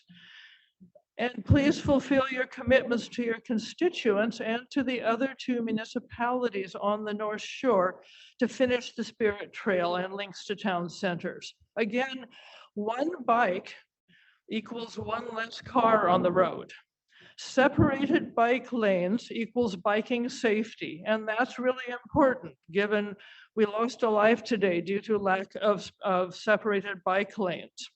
Thank you. Thank you for your comments, Lori Parkinson. Yes, Councilor? There's just, I'm just wondering about these young people in the front row, because we were going to deal with Lori, even though you look quite young. Maybe we could allow them to come forward. If they want to, I think I gave the opportunity if people would like to. Otherwise, you can stay through. It's your choice. So they're number 32 and I'm number 31 and I'm their drive home. Oh, yeah, You're welcome to go ahead if you. I don't qualify as young, unfortunately. That's very kind of you. But are they speaking?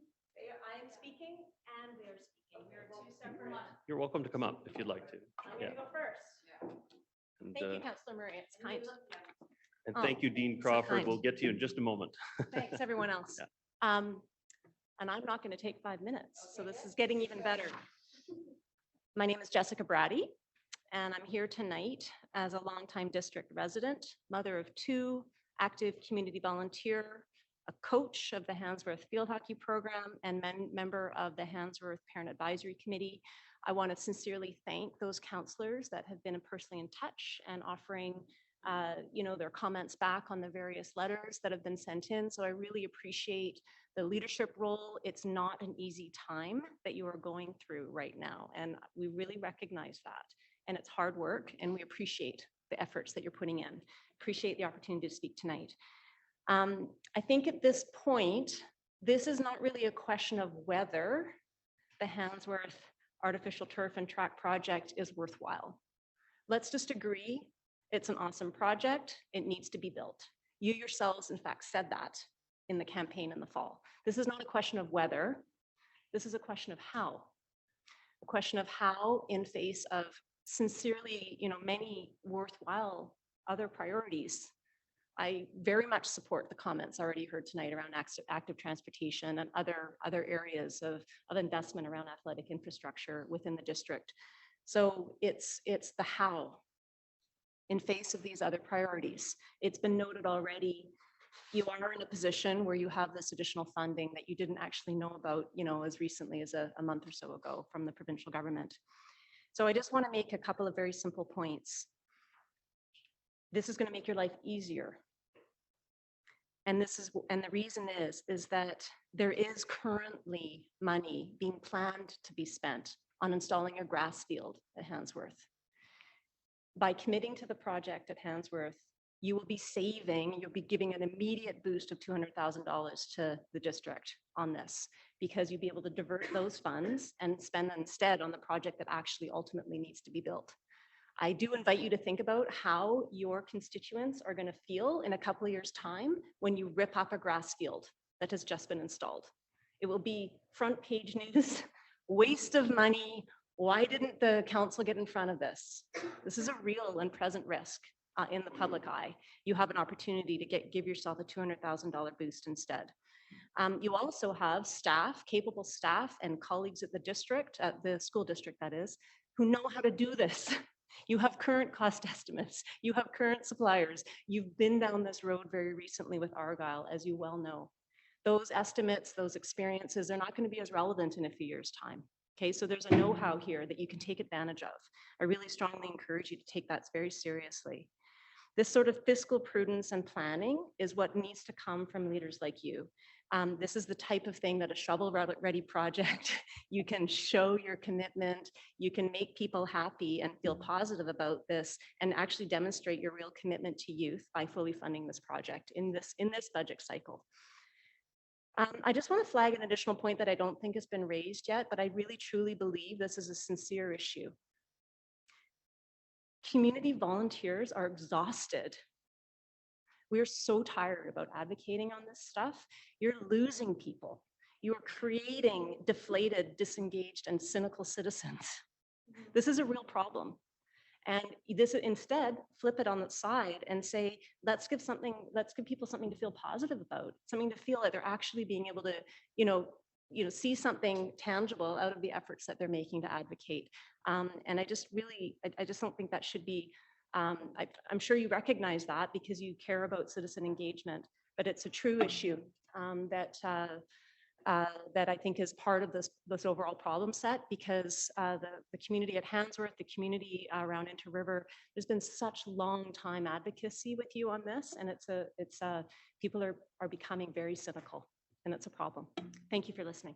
Thank you very much. And your travel partners here, would you like to come up and speak?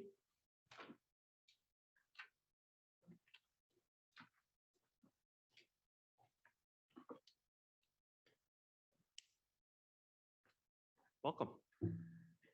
Thank you, Mayor and Council, for letting us speak tonight. Hello, my name is Zoe Gold, and I'm a grade 8 student at Handsworth. I'm here with my friends Beth McAlpine and Elia Como. We are all members of the junior Handsworth field hockey team, and we won the banner this season. It was an awesome experience, and we would like to continue playing for all our years at Handsworth. We are also here representing our friends on the soccer, rugby, ultimate cross country, and track teams. A field and track at Handsworth matters to us for the following reasons. 1, it makes sports at school more accessible, keeping us involved, making it easier for others to join, and building our school spirit. 2, you might not realize that in order for us to make our games on time, students have to leave school at 2 p.m. This means we miss our last class of the day. It is a big deal for students to have to miss that much school and to catch up on homework and tests. As grade 8s, we remember being able to walk to Handsworth as elementary students for track meets. In the last 3 years, we ran gravel fields instead and had a hard time and had our meets at Sutherland, which didn't properly prepare us for Swangard. There is no official track in all of North Vancouver, and this is a big problem for youth athletes. If you don't commit to funding the turf field and track at Handsworth, we will never have the opportunity as students to compete and improve at our own school. Every other high school student in North Van has this experience. Playing as a home team with school spirit and friends cheering them on. We'll graduate in 4 years, never having the same opportunity as other North Van students.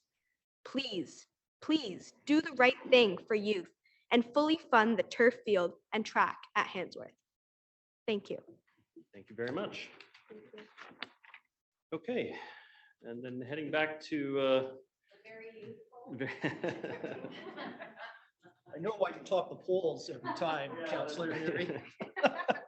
welcome, Dean Crawford. You have 5 minutes to address the hearing. Thank you, Mayor and Council. My name is Dean Crawford, and I'm here in my capacity as president of North Shore Girls Soccer.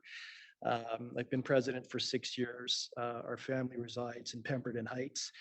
In addition to being president of the club, I have 2 girls in the club, one who's played for 13 years and is just finishing her grade 12 year, a younger daughter. I have a son in NVFC. I'm the head coach of his team. So in addition to having a very tolerant spouse, you can see that soccer runs right through our family. And it won't surprise you to hear I'm here to speak in support of building more artificial turf. I'd like to come at it perhaps from a bit of a different perspective, which is to examine council's commitment to its citizens. And you've committed as a group to advance citizens' priorities in this budget cycle. And one of those priorities has been explicitly described as fostering community well-being. In other words, the citizens have told you, the council members, that well-being is a priority for them. North Shore Girls believes, and the research certainly supports this, that providing opportunities for girls to play amateur sports has a myriad of benefits for girls. Of course, those include encouraging healthy lifestyles, but the benefits for girls extend to enhanced self-confidence and boosting mental health, amongst many other benefits. And in an age when too many of our youth are spending far too many hours on screens, we are providing an excellent, healthy alternative activity for girls and young women. As Jana Medill, our executive director, noted, we are the largest female-first soccer club in the country.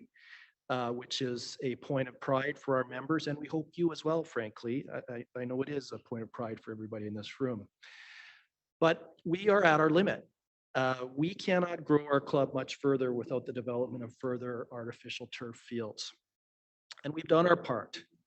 More than 10 years ago, we partnered with senior levels of government and the school district to build the bubble at Windsor. Not only did we step up to the plate then, but we do every year. We are responsible for the operating costs. So whether that's the electricity or the natural gas, most recently we had to incur nearly $30,000 in repairs due to the snowstorms in December and vandalism. So we've made that commitment. We know that the Boys Club NVFC has also made commitments to step up to the plate with financial support for more turf fields.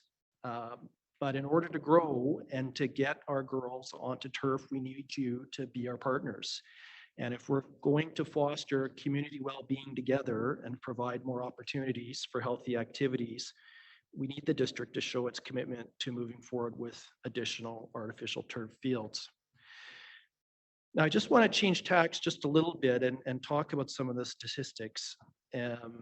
And at the risk of having the phrase numbers, damn numbers thrown at me, I'm going to venture into it. NVFC, with our support, has circulated statistics showing that on a per player basis, the district and the city have one of the poorest ratios of artificial turfs per player in the Lower Mainland. And Mayor Little, I've seen some of the responses that you've sent to individuals who've cited the survey, and you have indicated, well, you have to consider the entire population, not just players. And when you include the entire population, our placement looks better. But to us, Mayor, that's effectively saying soccer clubs, you've been too successful for our community. You are too large for our population to handle. And despite community well-being being a priority, we're not going to keep up to you with your success and make the necessary commitments to more artificial turf fields. So I'd ask you to reflect on that and urge you to not send that message and instead to do whatever you can to continue to build artificial turf fields so the beautiful game of soccer can continue to grow in the North Shore. And thank you for the opportunity this evening. Thank you for speaking tonight, and thank you for your comments, Dean Crawford. The next speaker I have is Stephanie Berenstein, followed by Sam Grill and Mehdi Shokri. And I think at that point, at about the 24th speaker, we'll be 2 hours into the presentation. I'd like to just give everybody an opportunity to stand up and stretch at that point. So if you can wait for 3 more speakers, that would be great. We will have a planned a bio break and stand up and stretch at that point. So the next speaker I have is Stephanie Berenstein, followed by Sam Grill.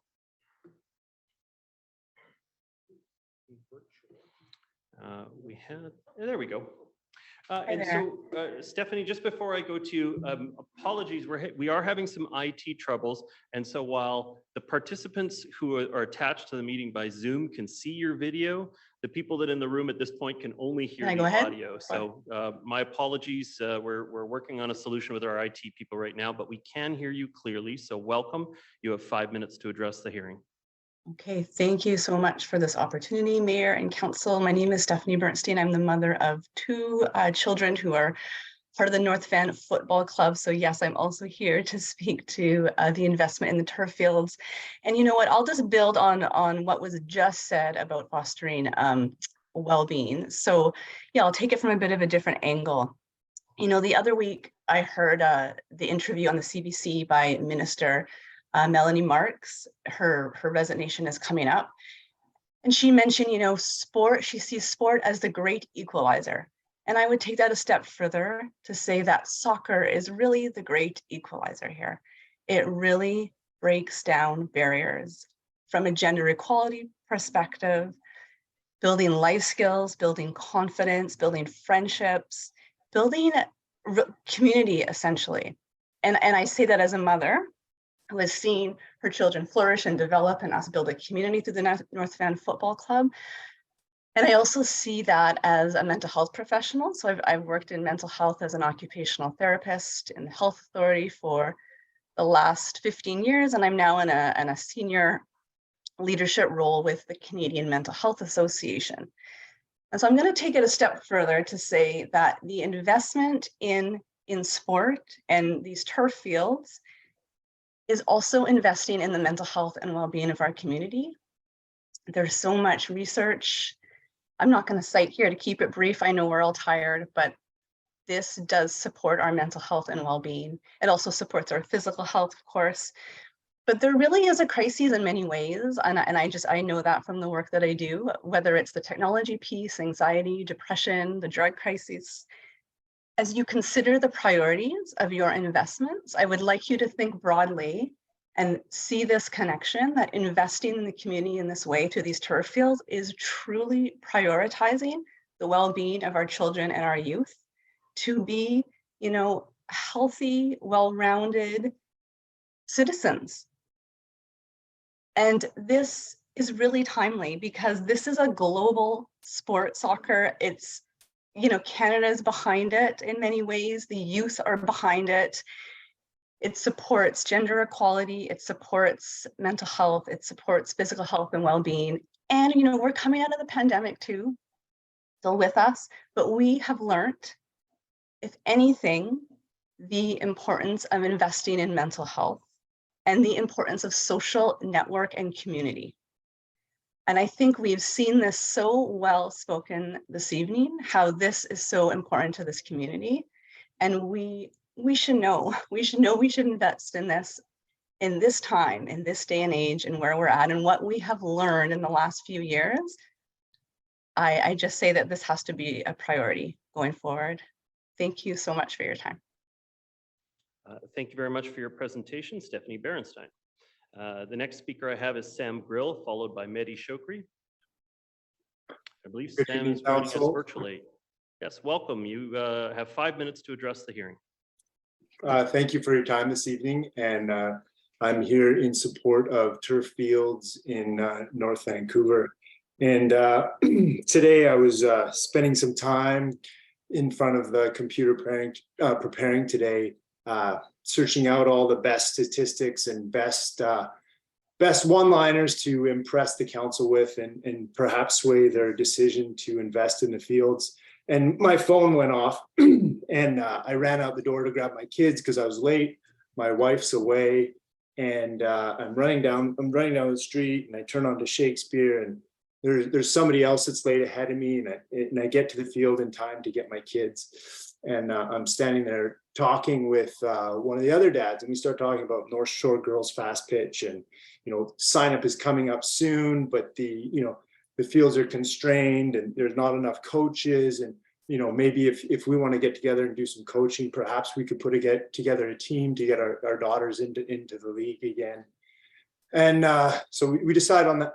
That's something we're going to do. And I'm leaving the field and heading home, and, and I run into another parent, and we start talking, and she starts talking about signing up for swimming. That's due tomorrow. You're going to have to get on at 7 a.m. and getting those giant lineups, because you don't want to be on the wait list if you want your kids to be in swimming this year, or for the next season with North Van Recreation, because the lineups that we have there. And I got home and started looking at that, and then my phone went off and it says, "Oh, you got to get ready for your North Van Council meeting." And it just struck me that the council doesn't need a whole bunch of more statistics and reasons to do this, other than thinking about young parents and young families and how difficult it is to get your kids into activities on the North Shore. It is a second job. That doesn't even count being a volunteer coach, which many of the people speaking today are. Just the time and energy it takes to get involved, get your kids into these. It's another job. And many of you on the council, I'm sure, were young parents, and you remember what it was like. You remember those days of trying to get your kids onto the field on time, get them prepared and ready to go. And I just ask you, think about that as you make your decision, and think about the community that young parents and young families create in the District of North Van. Think about Canada Day, who's there? Families. Think about Remembrance Day, who's there? Families. Think about all the other shipyards. Think about all the other community organizations and events where young families are the lifeblood, they're the energy, and they're there out in force. And what are you doing to invest in us? What are you doing? We're not asking for a tax break. We're not asking for that. We're asking to invest in infrastructure for our children to go play sports, be active, and create community. There is an enormous opportunity in soccer. It's inclusive, it's diverse, and it's inexpensive. When you look at the other sports in North Vancouver, they're what? Skiing, mountain biking, hockey, and soccer. Of those four, 3 are prohibitively expensive for families. Soccer is an opportunity to play with other children 2 to 3 times a week at $200 to $400 for an entire season, September to March. You have to look at this as an opportunity for young families, as an opportunity to support the people of your community who spend tax dollars, generate income, and are looking for areas where their children can inexpensively create community and play sports and stay active outside. I don't understand how you're going wrong on this. And it strikes me that you've forgotten what it was like to be a young kid or a young parent in our position fighting for these spots. So thank you for your time, and I urge you to think about what I've said today. Thank you for your comments, Sam Grill. The next speaker we have joining us virtually is Mehdi Shokri. Mehdi, can you hear me?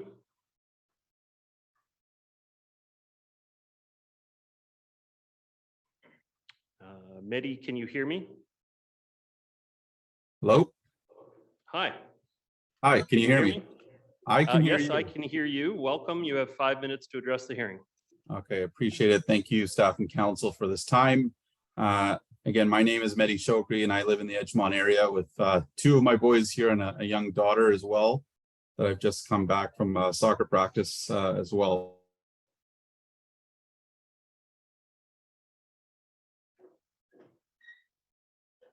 Oh no, we might be having a connection problem. Mehdi, can you hold on for just a moment? I can't hear you. Oh, Sure. You're back. Okay, yeah, I think we only missed about 5 seconds of what you were saying. So if you want to try again.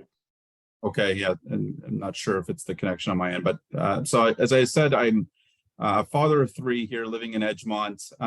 My 2 boys play for NBFC. I am their head coach for their respective teams, and my daughter plays for North Shore Girls.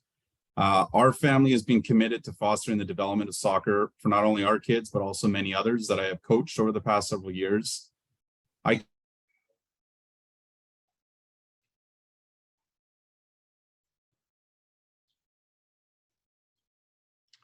constantly worry about field cancellations due to weather. Even worse, I am always concerned about the many dangerous and unpredictable outcomes that I have had to watch because we are putting our kids at risk every time they are asked to play on inadequate gravel fields. As a coach and parent, it is beyond frustrating that we are preaching to our kids the principle of putting in the hard work so that they get the results they want, but then are not providing them with the proper tools to see this message come to reality. How can a child who wants to put in time and effort to get better if they can't even find a field to play on because we're not providing them with a safe and viable option to do so? How can we make them feel confident and have the trust to not worry about getting hurt or being fearless when we put them in positions that even the fearless would think twice about when playing on dangerous gravel fields? How can we teach them technical and the fundamental skills of the game when every time they do the things the right way, they still fail because the fields they play on are littered with minefields? Unlike having predictable playing surfaces that would be found on turf, we will never give our young kids a fair chance to make a clean pass or master ball control for reasons out of their control. This is not acceptable for a community that prides itself on prioritizing our kids and giving them the best tools to help them succeed. And lastly, as a matter of pure common sense, we talk a lot about how much traffic we have on the North Shore. I'm asked to drive all over the North Shore because we don't have a centralized area to play our games and practices like some other municipalities. Imagine how many fewer trips could be eliminated from hundreds, if not thousands of parents who are in the same boat, flooding our highways and streets during peak hours to only compound our traffic issues. Our community trusts that this council will hear and listen to their community and recognize how important and impactful your decisions on this budget will mean to the many families and kids for years to come. I trust you'll do the right thing and make our kids a priority and commit to building the field at Inter River and Handsworth and all the other parts of our budget that really need to be recognized as promised. I know my son had something that he also just wanted to speak to as well. Go ahead. When I play soccer, it's like my favorite thing to do. But when I play football, I could get injured. Like when I pass the ball, I could slip and fall or scrape my knees. So then the sport of soccer, which is supposed to be fun, isn't as fun. So that's why I wanted to just say that if you could please let us and my other teammates, other people that play soccer, just give us a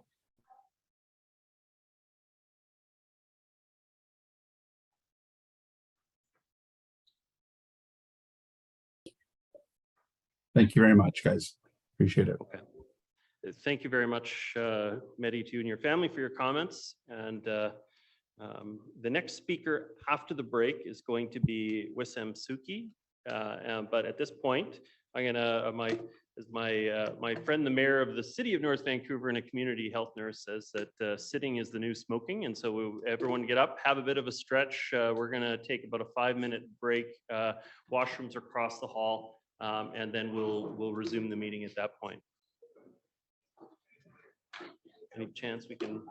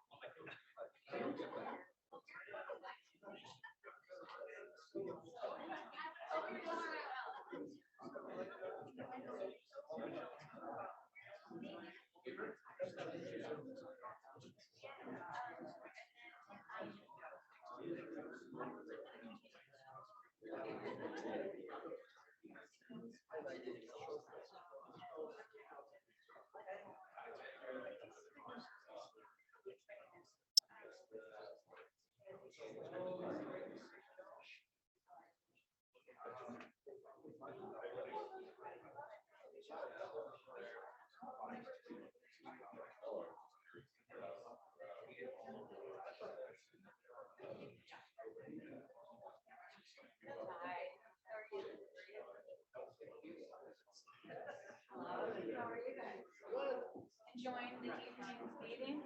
Yes. It's not going to be any discussion. It's just going to be presentations. It was too bad that we couldn't, it would have been a long night that we started getting into discussion as much as I wanted to. This is it. Next year, I have another meeting on here. So it'll just be public input and next Monday.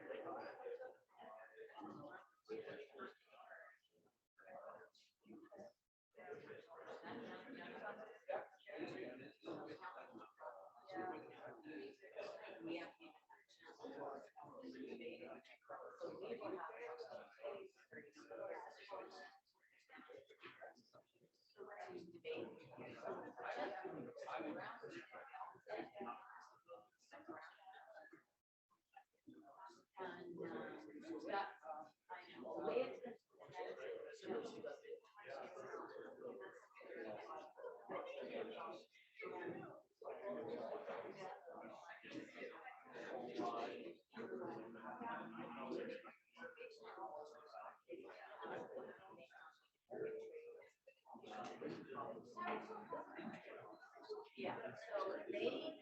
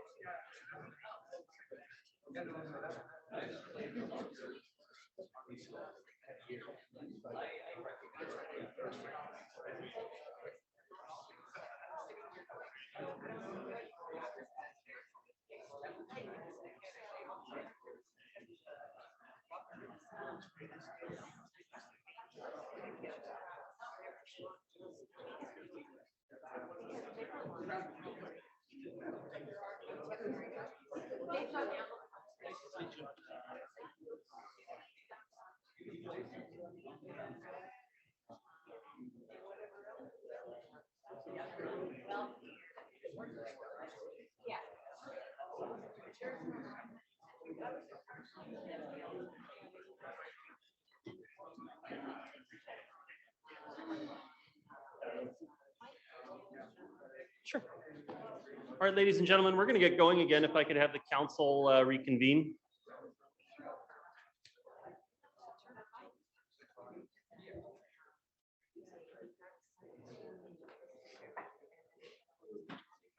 Councilors Murray and Back, if I can have you.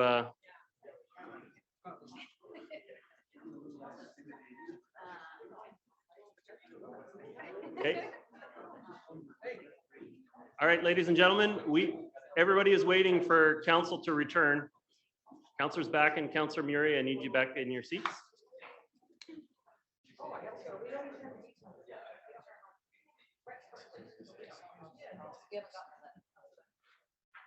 Thank you very much. That's okay. It's fine. All right, so hope everybody had a bit of a stretch here. We're going to resume again. Now, where we're at is we had a 7 o'clock meeting that was scheduled, a workshop for the council to discuss 2 items. The 2 items were not determined to be time sensitive.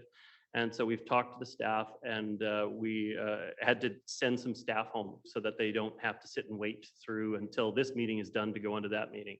So we'll reschedule those 2 items. If people were here for the workshop at 7 o'clock, we're unfortunately not going to get to that. We're going to continue on with the public input that we have tonight. I would have to guess that we have about an hour more, and it depends on how many people want to speak a second time. But we're going to continue on through that process. So where we left off was Wissam Suki, followed by Beth Nesbitt. And, Wissam Suki, followed by Gary Beaton. We do have another person here with kids, and so we're going to alter the order for that. So Wissam Suki, welcome. You have 5 minutes to address the hearing. Good evening, everybody.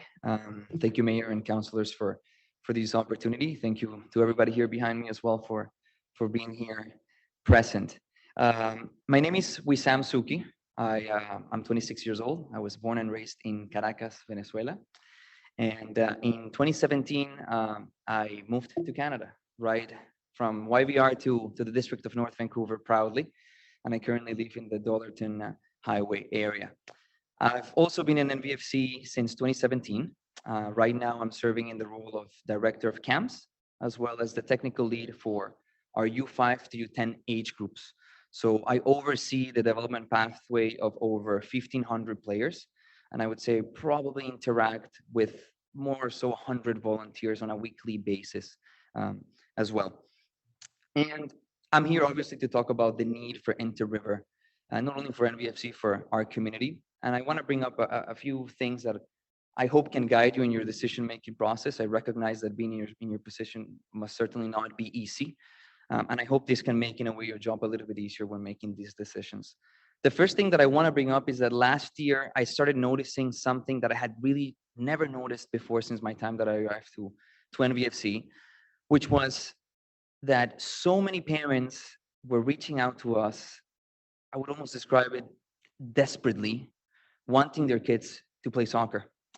We've always been a large club. We've always had 3,000 and around players. The growth that we had last year, the demand that we saw starting last year was unprecedented. And I'm finding myself, and I have to say this sadly, on a daily basis, having to say no to parents who want to have their 3- and 4-year-olds join our programs. There's obviously several reasons why we're seeing this increase. Part of that, I would like to attribute it to obviously the great work that our volunteers and our staff has done. But we cannot forget that a lot of these kids that are back here, and players from North Shore Soccer Girls and MBFC went through 2 very tough years throughout the pandemic, where for literally 2 years, they were not allowed to play soccer or not even have a high five. They had to play under social distance conditions. And I feel that that need, that desperation from parents in wanting their kids to be out there, to play, to meet friends, to be a part of the community, to learn skills and values and shape their character and their personality has to do a little bit with that. The nature of this conversation is something that I would expect to have, frankly, in Venezuela, where we're dealing with bigger issues and we almost have to beg for, okay, please, build a soccer field. But in a district like North Vancouver, one of the most prosperous, if not in Canada, it is surprising to me. So I felt the need to really be here and talk about this. Aside from the fact that we don't have space to play, we are ongoingly canceling sessions due to the nature of the gravel fields. If a little of rain pours, we are forced to cancel our sessions because we simply can't have the kids exposed under those conditions. The second thing that I would like to bring up for council, and again, this is just to bring a little bit of perspective to the matter, is this discussion is happening a few months after the men's national team went to a World Cup for the first time since 1986, 36 years after. It's coming 2 years after a women's national team won the Olympics. They won the gold medal. They brought it here. They brought it home. It's coming precisely at a time where the West Van district, if I'm not wrong, announced that they would actually grab that province money and use it to build a complex that they're hoping could actually host a country that would participate in the next World Cup, which we are hosting. It's here. It's in Canada, the largest sports event in the world. It's going to be here. We're going to host it. Yet we're having a conversation about trying to have another soccer field. This also comes at a time where the Canadian Premier League, which was recently funded, is expanding. And there was a new team in Vancouver announced recently. It's coming at a time where 4 very large clubs in Burnaby decided to come together to have one main soccer club. The main reason behind that, because they want their kids to play. And yet I find myself here with my colleagues, volunteers, and some very brave young players having to ask the council to once again not defer a project that was approved 5 years ago. The next Alfonso Davies or Christine Sinclair could have spoken here today, could be one of those kids that we see every weekend playing on our fields. So my ask is that you consider strongly not to defer into River again and that we get it done as soon as possible. So thank you. Thank you for your comments, Wissam Suki. The next speaker I have is Beth Nesbitt, followed by David Hunter. Oh, sorry, Gary Beaton. Sorry, first. My apologies. We did offer just before the break. We had another family with kids come forward, so it'll be Gary Beaton followed by Beth Nesbitt. Hi, Mayor and Council. Thanks for having me here. My name is Gary Beaton. I'm originally from Scotland, as you can probably tell. I've been here 11 years, but you never lose this accent. Okay, I'm here actually to speak in behalf of the Inter-River Fields. Okay, so I'm a volunteer coach at North Van FC. My son Rory plays for a high performance programme. You can usually see us scrambling about looking for turf anywhere, corners, behind goals, whatever, 4 or 5, 6 times a week. The HP programme prepares young athletes for elite level football. But how can you produce elite level players or any good players if you don't have the proper facilities in place? Many of the gravel fields in North Van are not fit for purpose, especially in winter, due to poor drainage or uneven surfaces. Currently, my team that I coach trains at Kilmore, which we affectionately call Lake Kilmore, Kilmore Glacier, Kilmore Snowfield. Additionally, with climate change, we're seeing more and more extreme weather events. As a consequence, fields can be unplayable for days or even weeks at a time. On the other hand, AstroTurf fields can be utilised all year round and you can play a much more attractive game on them. Provided facilities and participation in football will grow, these new fields form the foundation of the talent pyramid that underpins the modern game. I'll be honest with you, we're behind the curve when it comes to AstroTurf fields compared to Lower Mainland. After a few years, I went back to Scotland this year after COVID, and I'm from a small working class town in the west coast of Scotland. I actually found that really they were so far advanced in terms of facilities compared to one of the most prosperous districts in Canada, which kind of shocked me, to be honest with you. Also, the World Cup here is coming in 2026. It's the biggest tournament in the world.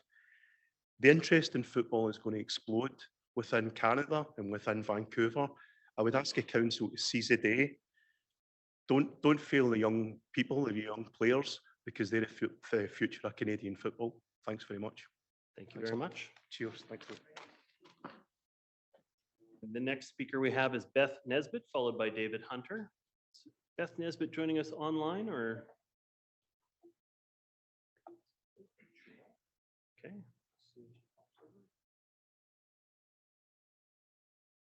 I don't see a name that matches that on the list. Person on the list, if you raise your virtual hand, that might help us identify you. Beth Nesbitt. Okay. I don't see Beth Nesbitt. We'll come back and check back in on that again. Next speaker I have is David Hunter, followed by Ryan Robertson.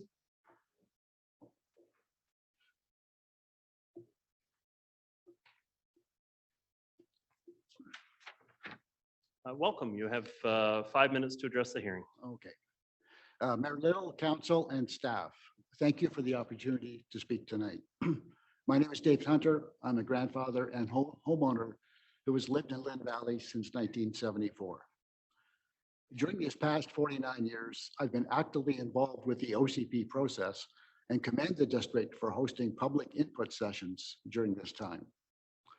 Previous and current OCPs have resulted in improvements such as the 5 village and town centers, Lynn Valley Library, Delbrook Sports Center, Lynn Loop Trail, and others. Our OCP is the blueprint for improving the quality of life in the district. Delaying its implementation to keep our property taxes in the bottom quartile of the 17 lower mainland municipalities is false economy that is shortchanging current and future generations. I and many others in the district will happily support increasing our property taxes above the proposed 4.5% in order to increase the speed at which our OCP is implemented. My request today is for council to ask staff to prepare a Plan B budget that more fully embraces the intent and content of the OCP, and then present this new budget to the public and council for review before the final budget is approved. Thank you. Thank you for your comments, David Hunter. Next speaker I have is Ryan Robertson, followed by Claudia Cornwell. And Ryan Robertson may be virtual.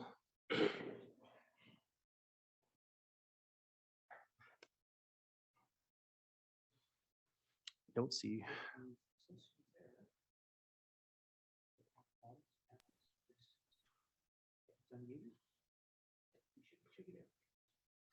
Ryan Robertson, can you hear me? Hi there. Yes, I can hear you. Welcome. You have 5 minutes to address the hearing. Thank you very much. Let me get my video started here.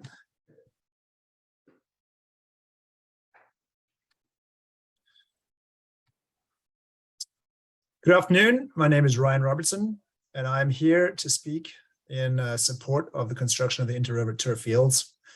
I'm a husband and a father of 2 young boys on the North Shore who love soccer. I live in Pemberton Heights. I'm also a property owner in the district, and I thank you for the opportunity to speak today. Before I go on, I wanted to acknowledge that I'm also a cycle commuter who rides to work, like rain or shine, 12 months a year, and I echo the previous speaker's comments that the North Shore is a pretty dangerous place to be a cyclist. I'm a huge bike lane advocate, but I'm here today not to speak about me and that need and my huge support of bike lanes. It's more about our kids and providing them the tools and facilities to develop and foster a love for sport. So my boys love soccer, and this love is one that has been carefully cultivated because for reasons I'm about to cover, the North Vancouver field situation is one that results in many kids quitting the game, unfortunately, before they can truly discover what is known as our beautiful game. I'd also like to publicly congratulate the young speakers who have courageously stepped up to the mic this evening. It takes a lot of courage, and they've added their voice to the chorus of support for this valuable initiative. So kudos to you. Well done. I commend you. So for the past number of years, I've coached my 10-year-old son's soccer team, Napoli. I'm not going to cover the same ground that many of the other speakers have presented this evening, but I thought it would be worthwhile just giving the council a bit of perspective on what it's like to practice through a Vancouver winter on a gravel field. So as a house team, Napoli spends quite a bit of time on gravel. We would go often on my way home from work on my bicycle. I would ride via the field to just have a look and see what it's like. Because the experience of practicing on a gravel field in the depth of the winter, in the rain, I have to say is nothing short of downright miserable. The gravel surface becomes a muddy soup in no time. I can reflect and support on previous speakers' comments about the danger and the hidden pitfalls. The temperature invariably is somewhere between 0 and 5 degrees, and in no time, everybody's feet are soaked. It's impossible to run drills. The ball does not roll. You can't play games. You can't teach the players touch, ball control, precision on passing. Essentially, you get nowhere. The only thing that you do get, maybe, is that the kids get a bit of energy out and run around.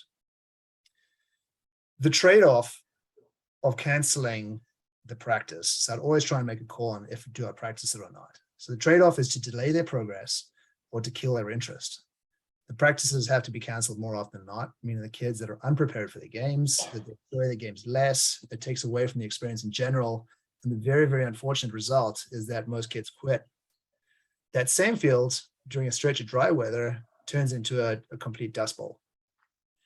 So if we want to put this all in the context of mental health for our kids and the undeniable positive impact of exercise and camaraderie of sports, getting the kids outside and enabling them, particularly after a pandemic, enabling them to have a positive experience, driving a desire for sports and away from the screen.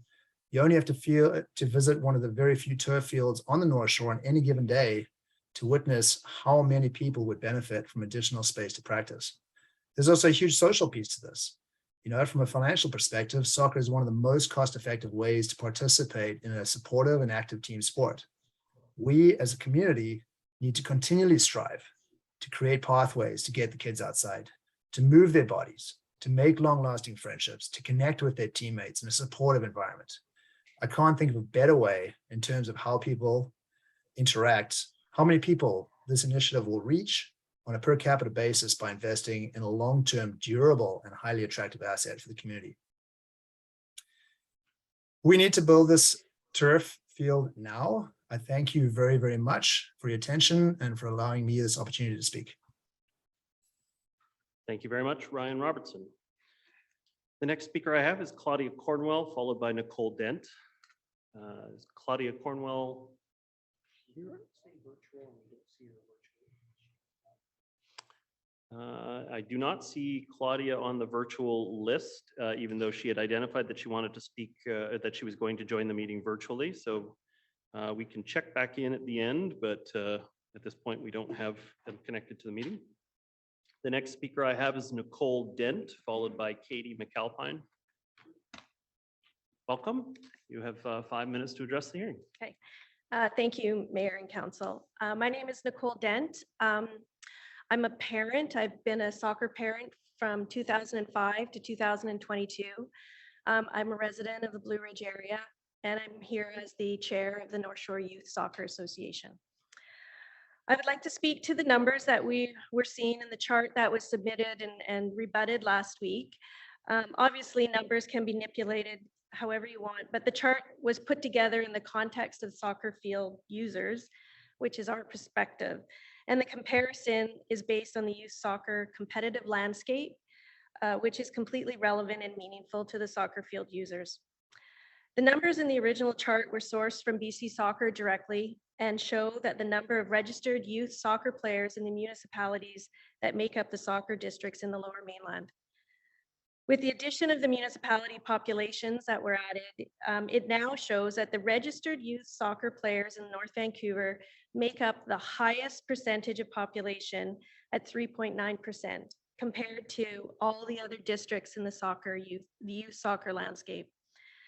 This lends weight to our active culture on the North Shore and the popularity of the sport, and we are at the lowest end of the artificial turf field inventory. It's true that all taxpayers in the District of North Vancouver don't use the turf fields or the fields, but all field users' families are taxpayers in the district. We all pay taxes for things we don't use, and once completed, these fields are a source of revenue for the DNV, unlike mountain trails, tennis courts, and public art.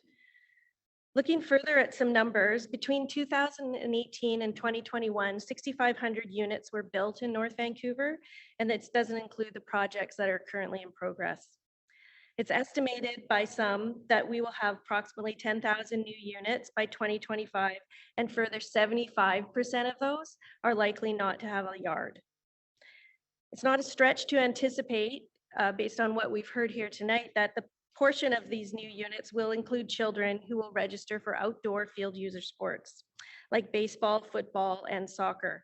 Unfortunately, our groups on the North Shore are facing capacity issues and are being pushed beyond what can be sustained. We feel that it's time for this to become a strategic priority for the District of North Vancouver. Thank you, Nicole Dent, for your comments. The next speaker I have is Katie McAlpine, followed by Tyler Robbins. Oh, sorry. Oh, right. Okay. So the next speaker is Tyler Robbins, followed by Kirk Gamley.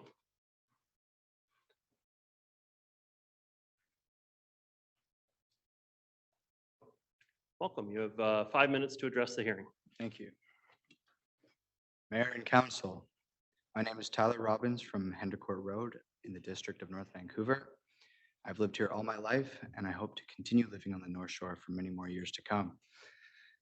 I love to ski on our local hills, shoot photos at nearby locations, and I have many friends all across the North Shore who also call this place home. I work full-time for a local company and plan on living here as long as I can. As a young teenager, I want to see my neighborhood be a safe place for me to grow up in, and that means I want to be able to ride my bike without having any worry about cars. I know that my grandma can walk to our house on a proper sidewalk. She has complained about having to walk on the road, and I understand why that is not okay for her. It also means that my dad should be able to ride his new e-bike to the store or post office and be safe while doing it. Or my sister should be able to use a Lime bike and have a safe place to ride away from traffic. When my dad told me about the cuts you guys are planning to build a proper bike lane and sidewalks, I felt I had to let my views be heard. I would like to see you consider people my age as you make plans for the community. You need to think about our generation and what our needs will be. My dad told me how much it would cost our family each month for you to do these projects. It's not a problem. We can easily afford it. All you have to do is just do it. Thank you for your time. Have a good night. Thank you for your comments, Tyler Robbins. Next speaker I have is Kirk Gamley, followed by Graham Parkinson. And Kirk, I believe, is joining us virtually. I see a virtual hand in the attendees group. There you go. If we can move them over to the panel.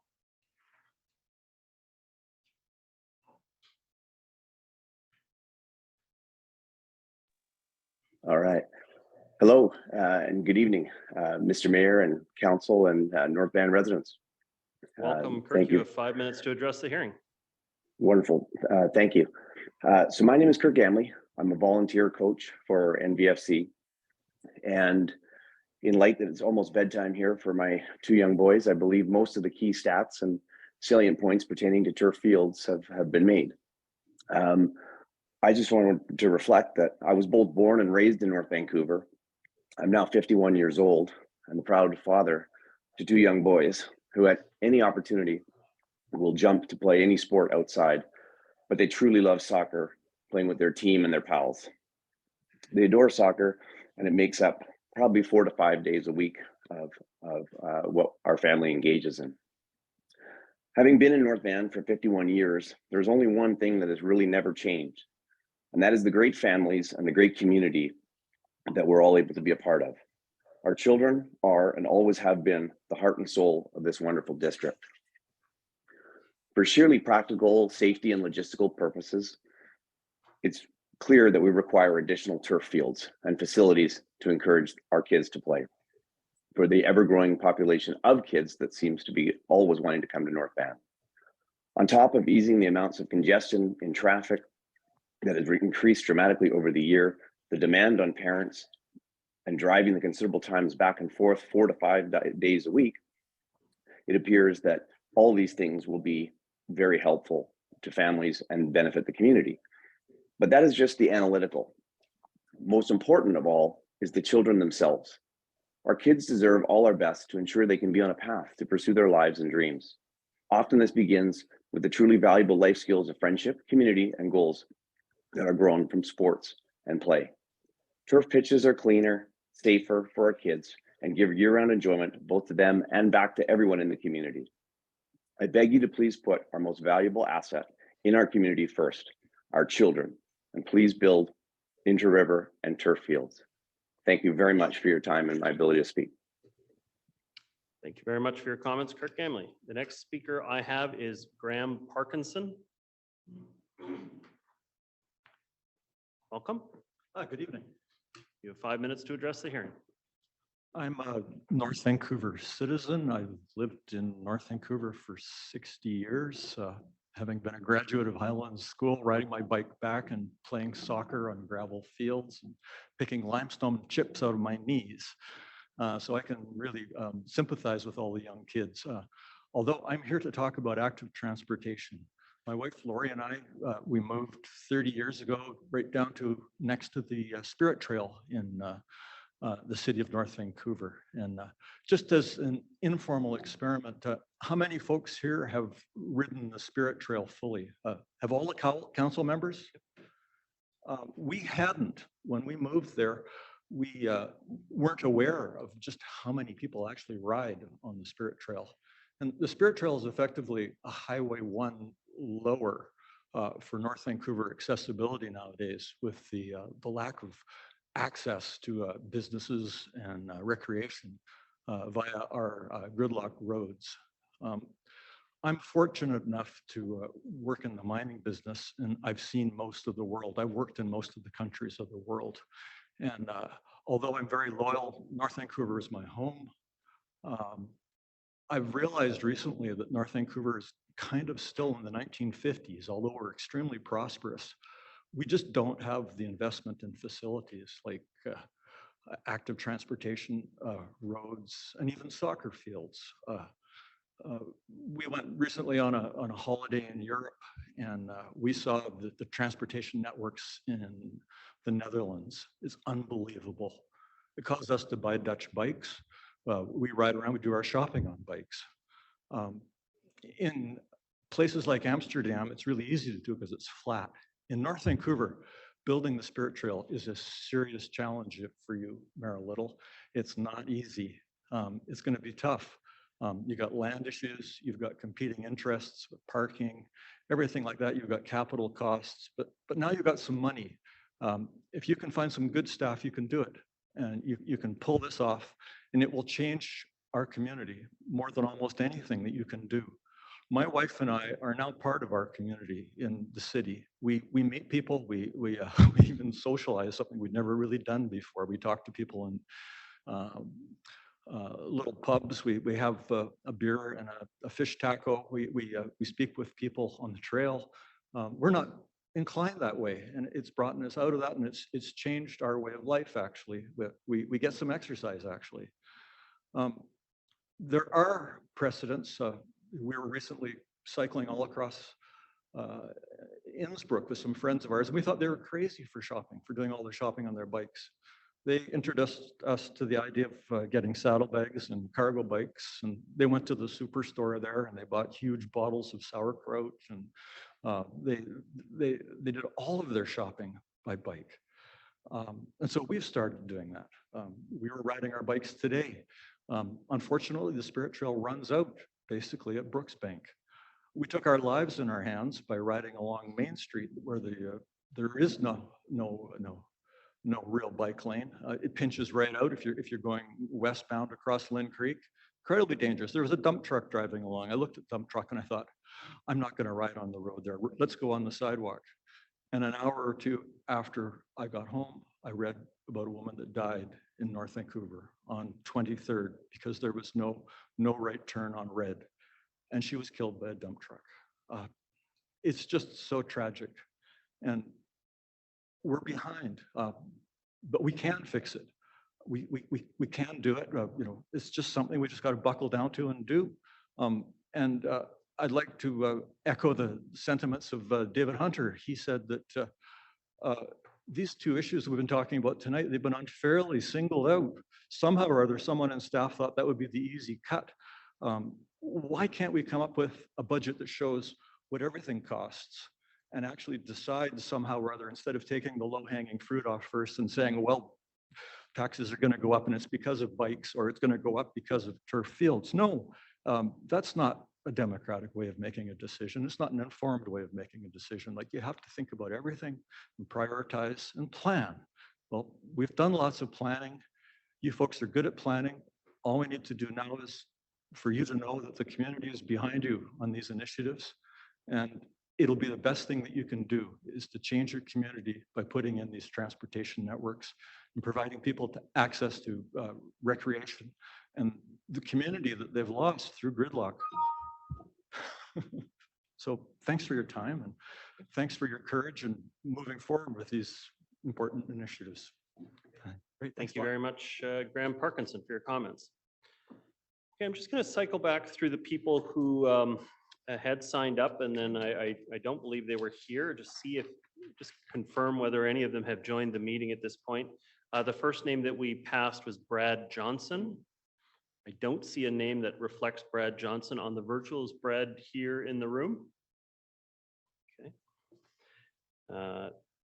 The next one that we passed was James Carter. Again, I don't see a name that matches James Carter joining us virtually. If you are, please raise your virtual hand. Do we have anyone here in the room? James Carter? Okay. I don't see a virtual attendee with that name. The next one that was passed was Beth Nesbitt. And again, I don't see a name that reflects Beth Nesbitt in the virtual. Okay. Claudia Cornwall.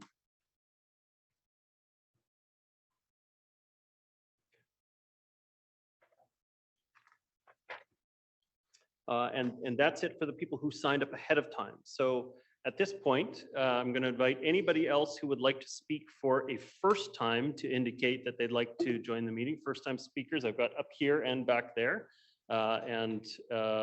Virtual attendees, you can add your name. I saw a phone number earlier. I believe it's *6 to indicate you wish to speak, or *9. *9 or *6?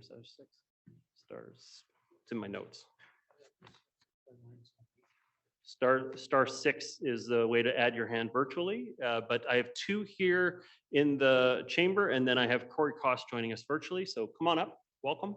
If you could start with your name and approximate address, that would help us identify you. And of course. Thank you for hearing me. My name is Kyle Williams, and I live on Chesterfield in Upper Lonsdale here. Welcome. You have 5 minutes to address the hearing. Thank you very much.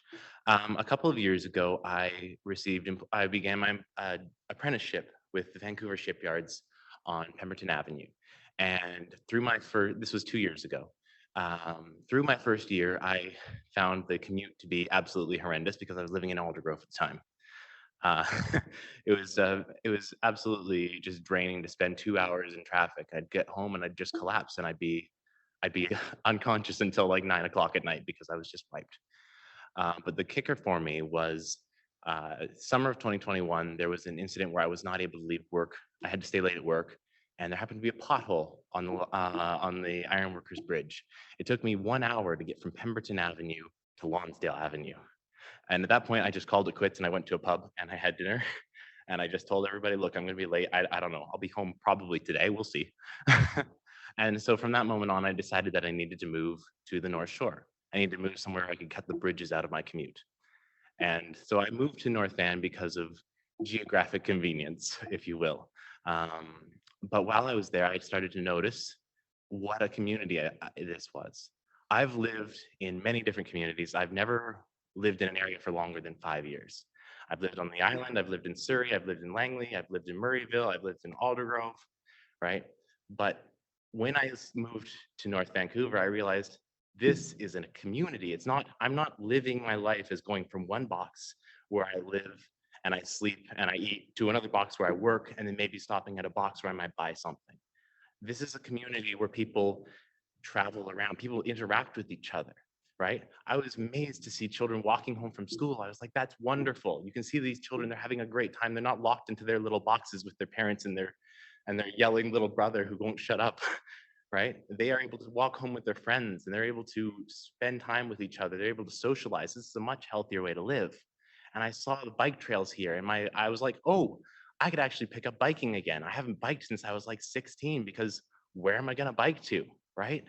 Unless you're going into like competitive mountain biking, comes a time if you live in somewhere like Langley where it's just not feasible anymore and you just start driving, right? So I started using the line bikes to prove that I could commute by bike. And I said, yes, it's a lot of work, but if I get an e-bike, it's doable, right? I'm ambitious, I'm not suicidal. And I've just found that since I bought an e-bike, I spent, in the course of about 6 months last year, I put 2,000 kilometers on that e-bike. I don't go anywhere on the North Shore unless I can go there by bike, right? I've biked all the way to Horseshoe Bay. I've biked all the way to Deep Cove. I've biked to Granville Island, right? And in this year alone, from January 1st, I put over 700 kilometers on my bike, right? In commuting, in going to grocery stores, I bike to the grocery store, right? I feel so much more alive than I ever did before, right? When I get to work, I'm the most awake of my colleagues. Why? Because I've had a nice brisk 15-minute ride and with the wind blowing in my face, doing 45 kilometers an hour down the mountain, right? When I talk to people about where I live, I tell them it's amazing. I feel like the local government's invested in community. I feel connected to community in a way that I've never felt in my entire life, right? And these bike trails are what make this possible. I have nearly been hit twice by drivers who drove past me, they saw me, and then immediately went to turn right across a bike lane. But I've never had that issue on the Spirit Trail because the Spirit Trail is safe. The only thing you have to worry about is crossing a street, and then that is well defined and you have good visuals, right? You don't have to worry about drivers just cutting you off, right, at random intervals. Right by the Rona on First Street, I nearly got hit the other day, and then I got hit a block. I got bumped about a block from that, when another driver wasn't paying attention. The bike trails, especially the Spirit Trail, breathe life into my community. It connects me to shopping centers. It connects me to my local bike shop. My local bike shop rents skis because they used to not be able to make it through the winter otherwise on bike repairs. But this year, because of the amount of e-bikes that have been sold on the North Shore, they have been busy with bike repairs and bike maintenance all year round. This is not something that's going to go away. With the right e-bike, anyone, any age, can commute by bike. I can fly past vehicles on Main Street that are gridlocked from here to Deep Cove at 30 kilometers an hour, right? Gridlock doesn't stop me. Thank you very much for your time. Thank you very much for your comments. Yes, please.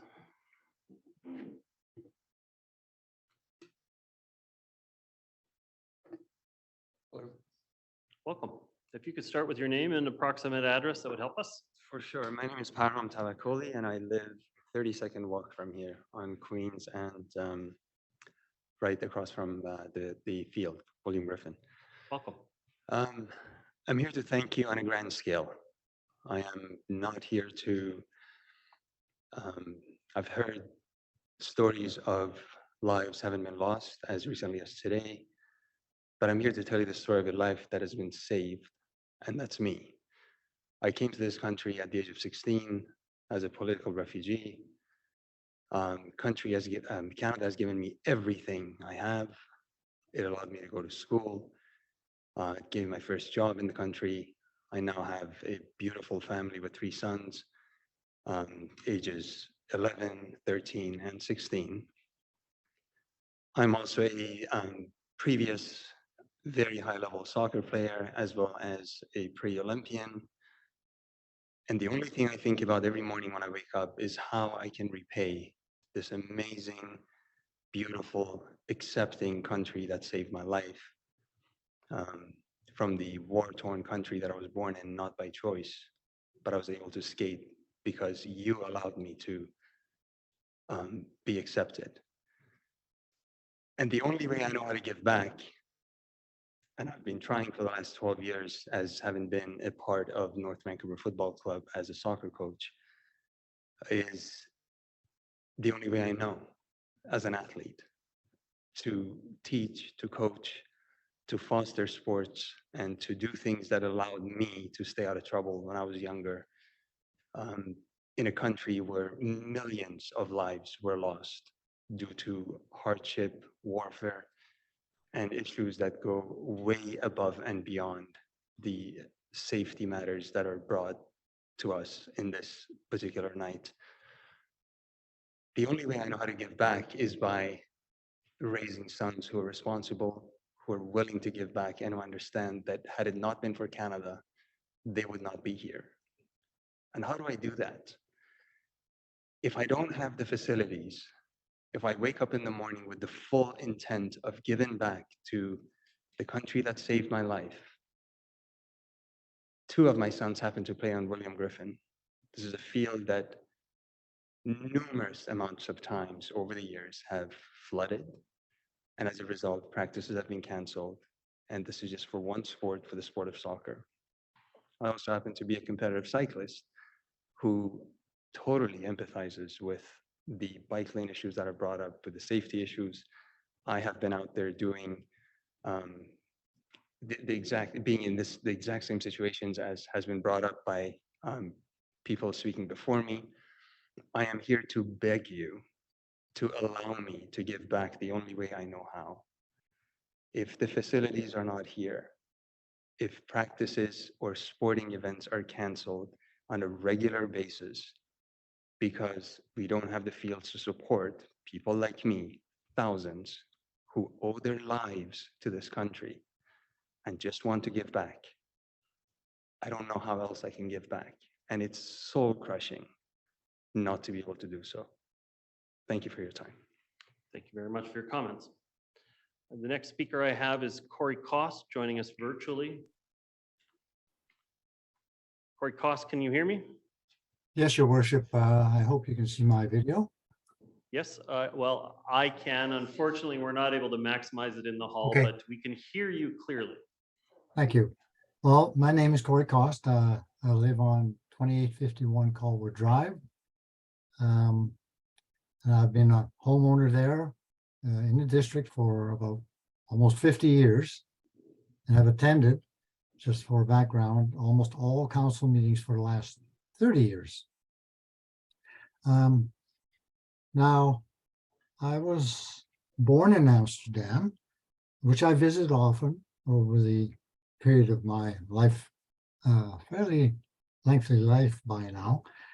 But I am familiar with the cycling facilities there and the cars there and pedestrians.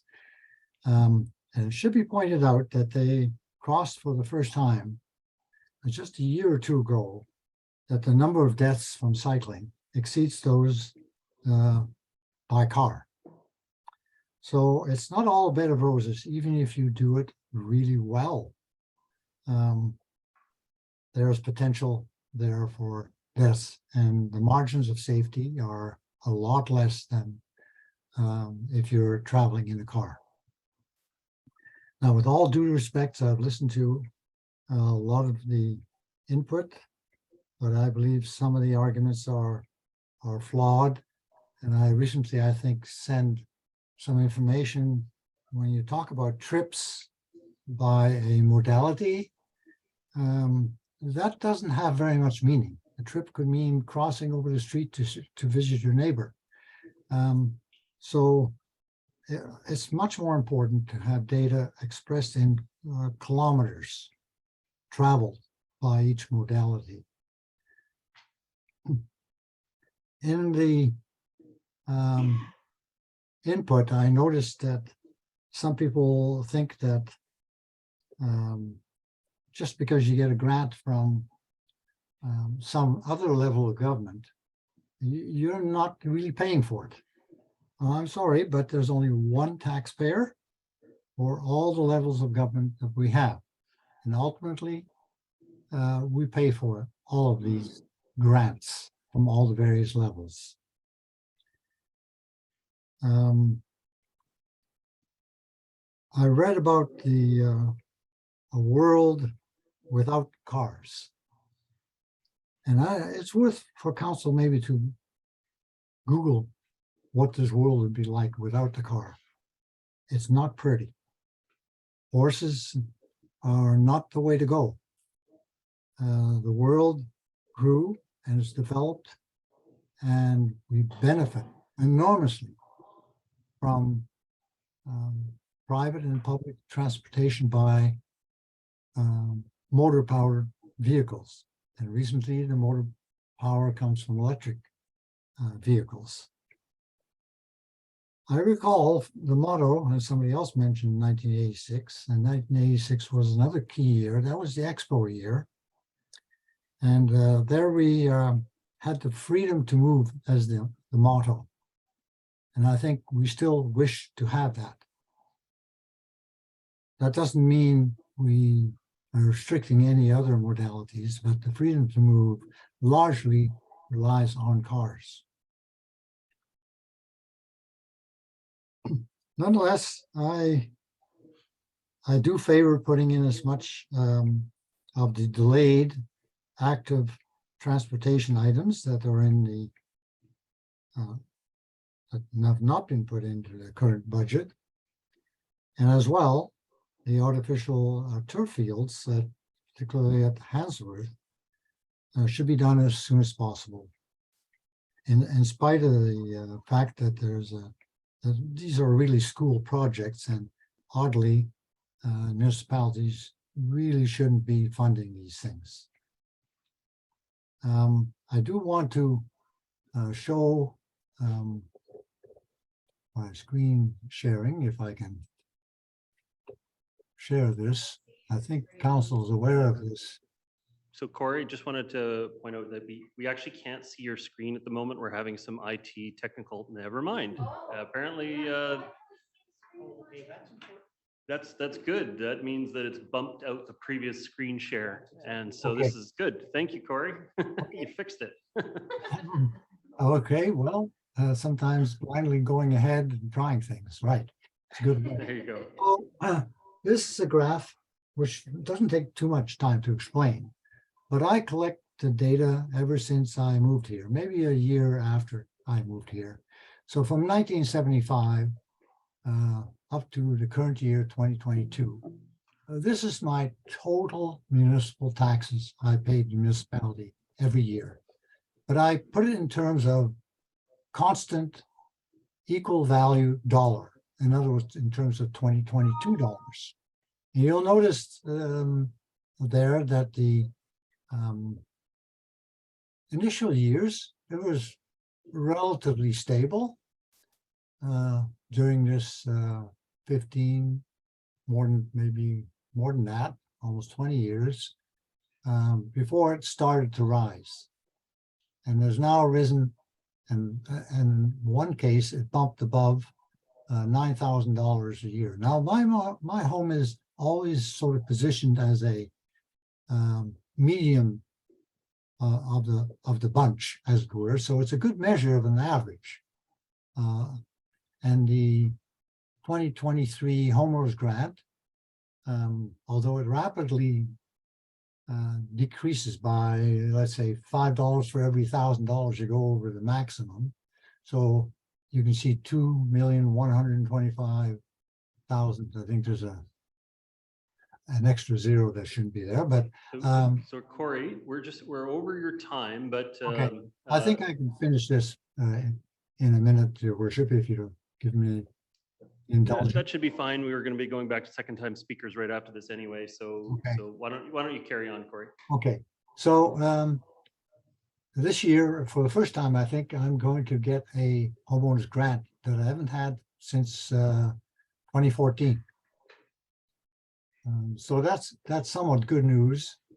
Although if people find a better way to utilize the homeowner's grant, I'm all for that. The grant in 1975 was $654. Or sorry, $280, and my total taxes was $654 at that time, or in $1975. So you notice the grant was almost a half of my total taxes. And that's certainly not the case this year. So in this particular year, the last year we paid taxes, it was $8,063. And the grant would have been somewhere up to, because I'm a senior, $845. So that's approximately 10%, while the other one was more than 40%. So the homeowner's grant isn't what it used to be, is what I'm trying to say. Finally, I'm somewhat disappointed that not more has been spoken about the actual issue before council, and that is the draft financial plan. Lots of details there that need comments to be made. I'm certainly quite amenable to having a tax increase somewhat more than 4.5% to address some of the issues that were discussed this evening. So that's my input. Thank you very much for listening to me. Thank you for your comments, Corey Cost. I do have another first-time speaker that's expressed an interest. This is Chris French joining us virtually. Chris French, can you hear me? Yes, I can, Mayor Little. Can you hear me? Yes, I can. Welcome. You have 5 minutes to address the hearing. Thank you. Yes, I apologize for not raising my hand in time earlier. I've been kind of working away, just swamped tonight. I didn't think I'd get the chance to take a minute to speak, but nonetheless, here I am. So my name is Chris French. I live at 2689 Walpole Crescent in Blue Ridge. And I am here tonight just to talk about the deferment of active transportation projects in particular, but also express support for some of the field improvements that have been identified by some other speakers as I've been listening along. I'm encouraged to see that out towards me here in Deep Cove that there's the budget currently calls for additional sidewalks, and I'm also glad to see that there's some transit improvements for Fifth Exchange and the Lionsgate Marine and Maplewood corridors. However, as I am a 27-year-old resident who is in graduate school, I don't have a big budget by any means to drive to and from UBC every day. And with the concern about overall just affordability and climate change, I'm concerned that a lot of the new cycling routes and pedestrian improvements are being shown as deferred. The district needs to continue the work that's been done in previous years to create viable, affordable, safe, and sustainable transportation alternatives in our community. The other day, I walked to Park and Tilford relatively often for Fifth Exchange, but a few months ago, actually, I walked over the new Spirit Trail Bridge just to deviate from my natural route, I guess, just to see it. And I saw residents in the new Hunter Creek development carrying groceries home from Save-On. And this is a fantastic connection for residents in the Lynn Creek Town Center to access goods and services just over at Park and Tilford. I've routinely witnessed families riding those newer e-bikes with seats in the back for children. So again, like what we are doing for active transportation in our community is working, and we can't stop now. The Spirit Trail out towards Deep Cove has been on the books for a long time, and I think it's really important we continue this. It's going to be a great connection when it eventually gets built. So I really encourage you to reconsider these proposed deferments. In addition, when I used to work as a transportation planner at the city, I'm now working consulting, but when I was there, I did help start up the North Shore Transportation Survey, which is a biennial survey that includes the district, the city, and West Vancouver all together, and looking at mobility trends and desires in residents of all of our North Shore communities. And In the district, the most recent one that came out, the survey results showed that 40% of district residents want to cycle more. And so if we're not delivering the infrastructure to get there, I'm not entirely sure if we're going to be able to, get those residents out cycling as they want to. And furthermore, 40% of the current trips that are being taken by car are bikeable. They're within a distance that a lot of residents said they would consider riding a bike instead. I think it's just under 5 kilometers, I believe. So again, I've been extremely busy with work and school this evening, and I've been traveling, so I haven't been able to prepare a proper speech as I normally might when I come to speak to you. But anyway, I appreciate you adding me in later on here, and yeah, thank you for your time. Thank you for your comments, Chris French. Do I have any other speakers wishing to address the hearing for a first time? Yes.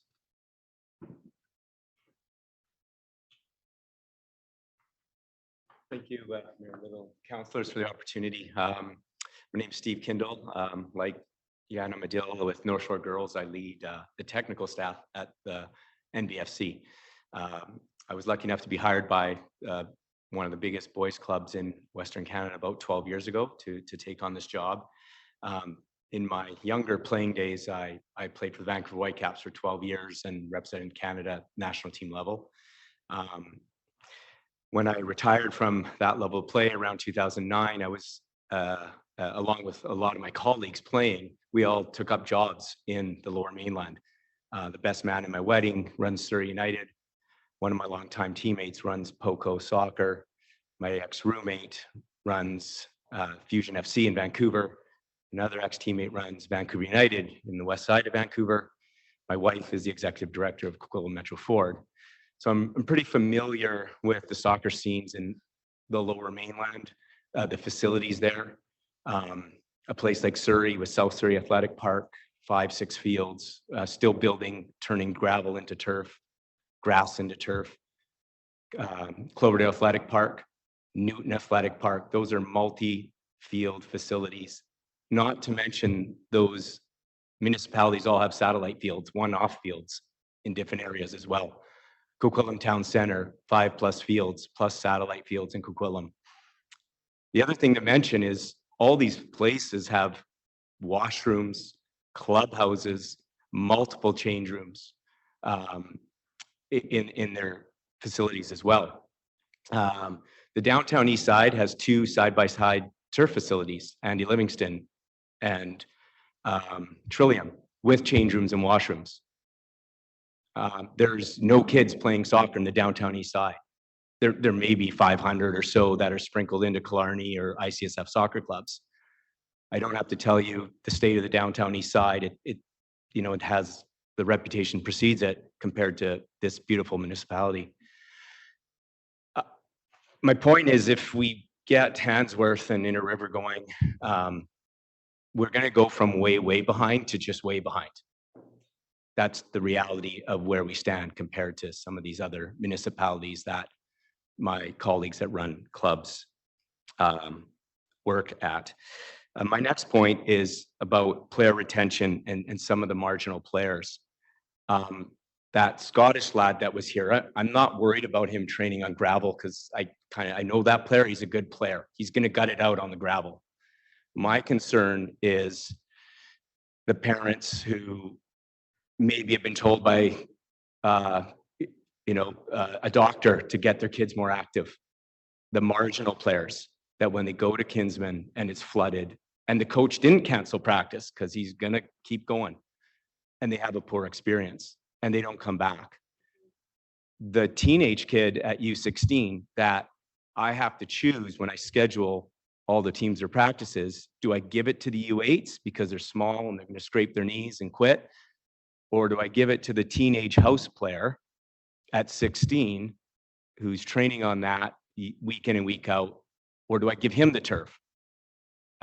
Because again, if it's not fun and if it's pain to train on gravel, he's going to quit and he'll be behind Fen Burdette Stadium drinking with his buddies, vandalizing maybe your homes, or doing things we don't want him, screen time, what have you.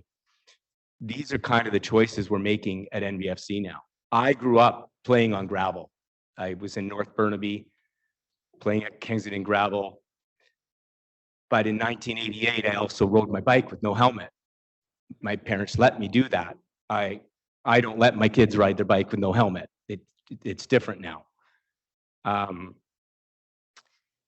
want to just touch on, I think it was Nicole and Dean from North Shore Girls talking about the number of people in the municipality versus players playing. Yes, our retention rates are great. Shouldn't be held as an argument against us. If you go, at least for the boys club, look at the standings or the league tables in older teenage divisions. And we play Burnaby teams, Vancouver teams, and we have the most house teams in those divisions. Those are, again, the marginal kids that may or may not play next year, depending on their experience. Facility is one of the biggest indicators of having a good experience or not. We're proud of that. We need your help to retain those types of players. Last thing, I know you have budget decisions. Think about bang for your buck. We can get a lot of kids on these turf fields. I know you have to upgrade pickleball courts and tennis courts, more ice rinks, but a select few can get on ice rinks. We can jam these fields with many, many kids. So you're getting good bang for your buck anytime you make another field. And on the topic of money, if it is hard to come by, as Stuart said, take our money. The Kirkstone project was a huge success. It's a second-rate turf field. Just roll out a green carpet on Delbrook or Kilmer and take our money. Soccer's the only ones using it, and it'll be a community benefit for others as well. I know my time's up, but we're not here complaining. I tell my kids when they come to me and they complain, give me a solution. We're coming with something to put towards an extra project on top of the ones you have planned. We're hoping to be part of the solution with our potential contribution. Thank you for your time. Thank you for your comments. Okay, would anyone else like to address the hearing for a first time? Yes.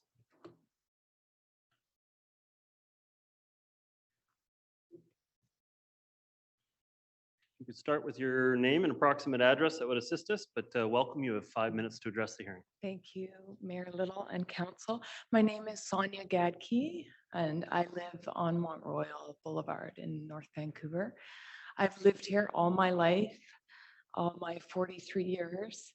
I went to Handsworth Secondary, and I loved it so much that I came back as a teacher. And I am a physical health education teacher at Handsworth. I'm here on behalf of our PE department and the students who go through our PE department, advocating for a turf field, artificial turf field, over the grass field that is supposed to be built there. At the old Handsworth, we had a grass field with a track around it. And that grass field would often be closed due to the amount of rain that we would get. It would be too wet for the PE department to use. So they would be forced to have all their classes inside. And I don't want this for my students. I want them to be able to use a field year round. Our new gym at Handsworth is beautiful, but it is one gym. And every block of the day, we have 3 classes running at the same time, competing for the gymnasium space. So that's 90 students in one gym. It's crowded, it's noisy, it's difficult for us teachers to teach and project our voices in such a large space with so many students. If we had an artificial turf field, 1, even 2 classes in every block could move outside and get that valuable vitamin D when the sun is finally out. And that would be, it would give our students a much better space to move around and allow for maximum participation by our students.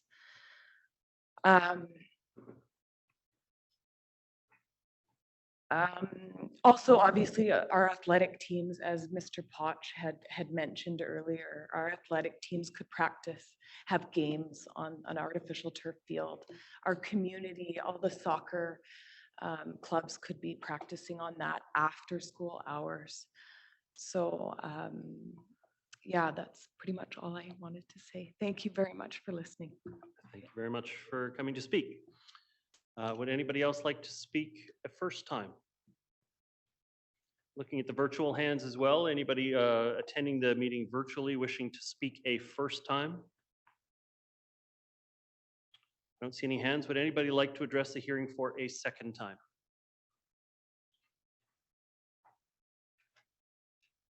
I don't see any hands here, and I don't see any virtual hands coming up at this point. I did want to speak just before we close or before we exhaust the speakers list.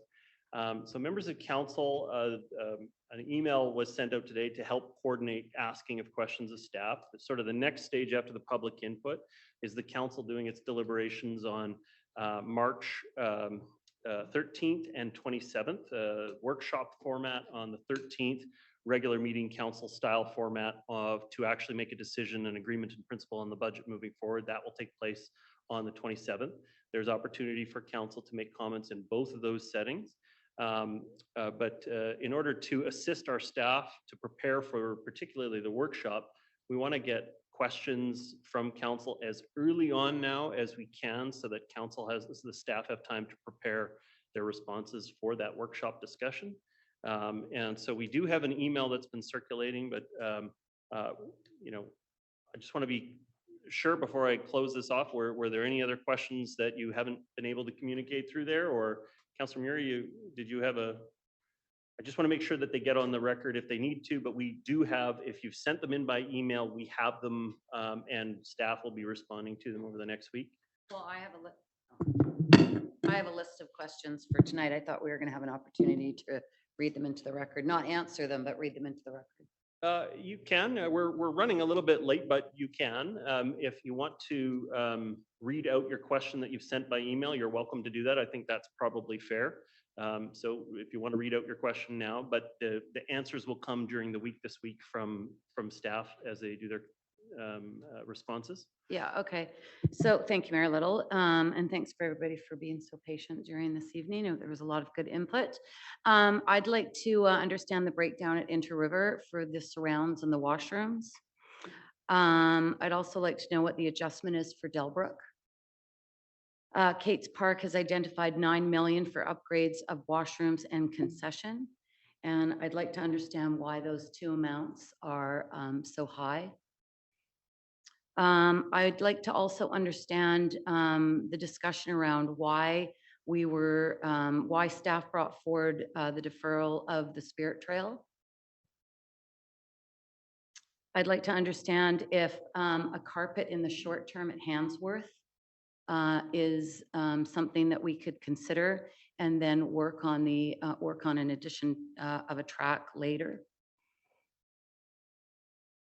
I'd like to understand if council chooses to advance the Spirit Trail, what will change in regards to the current quick win connections?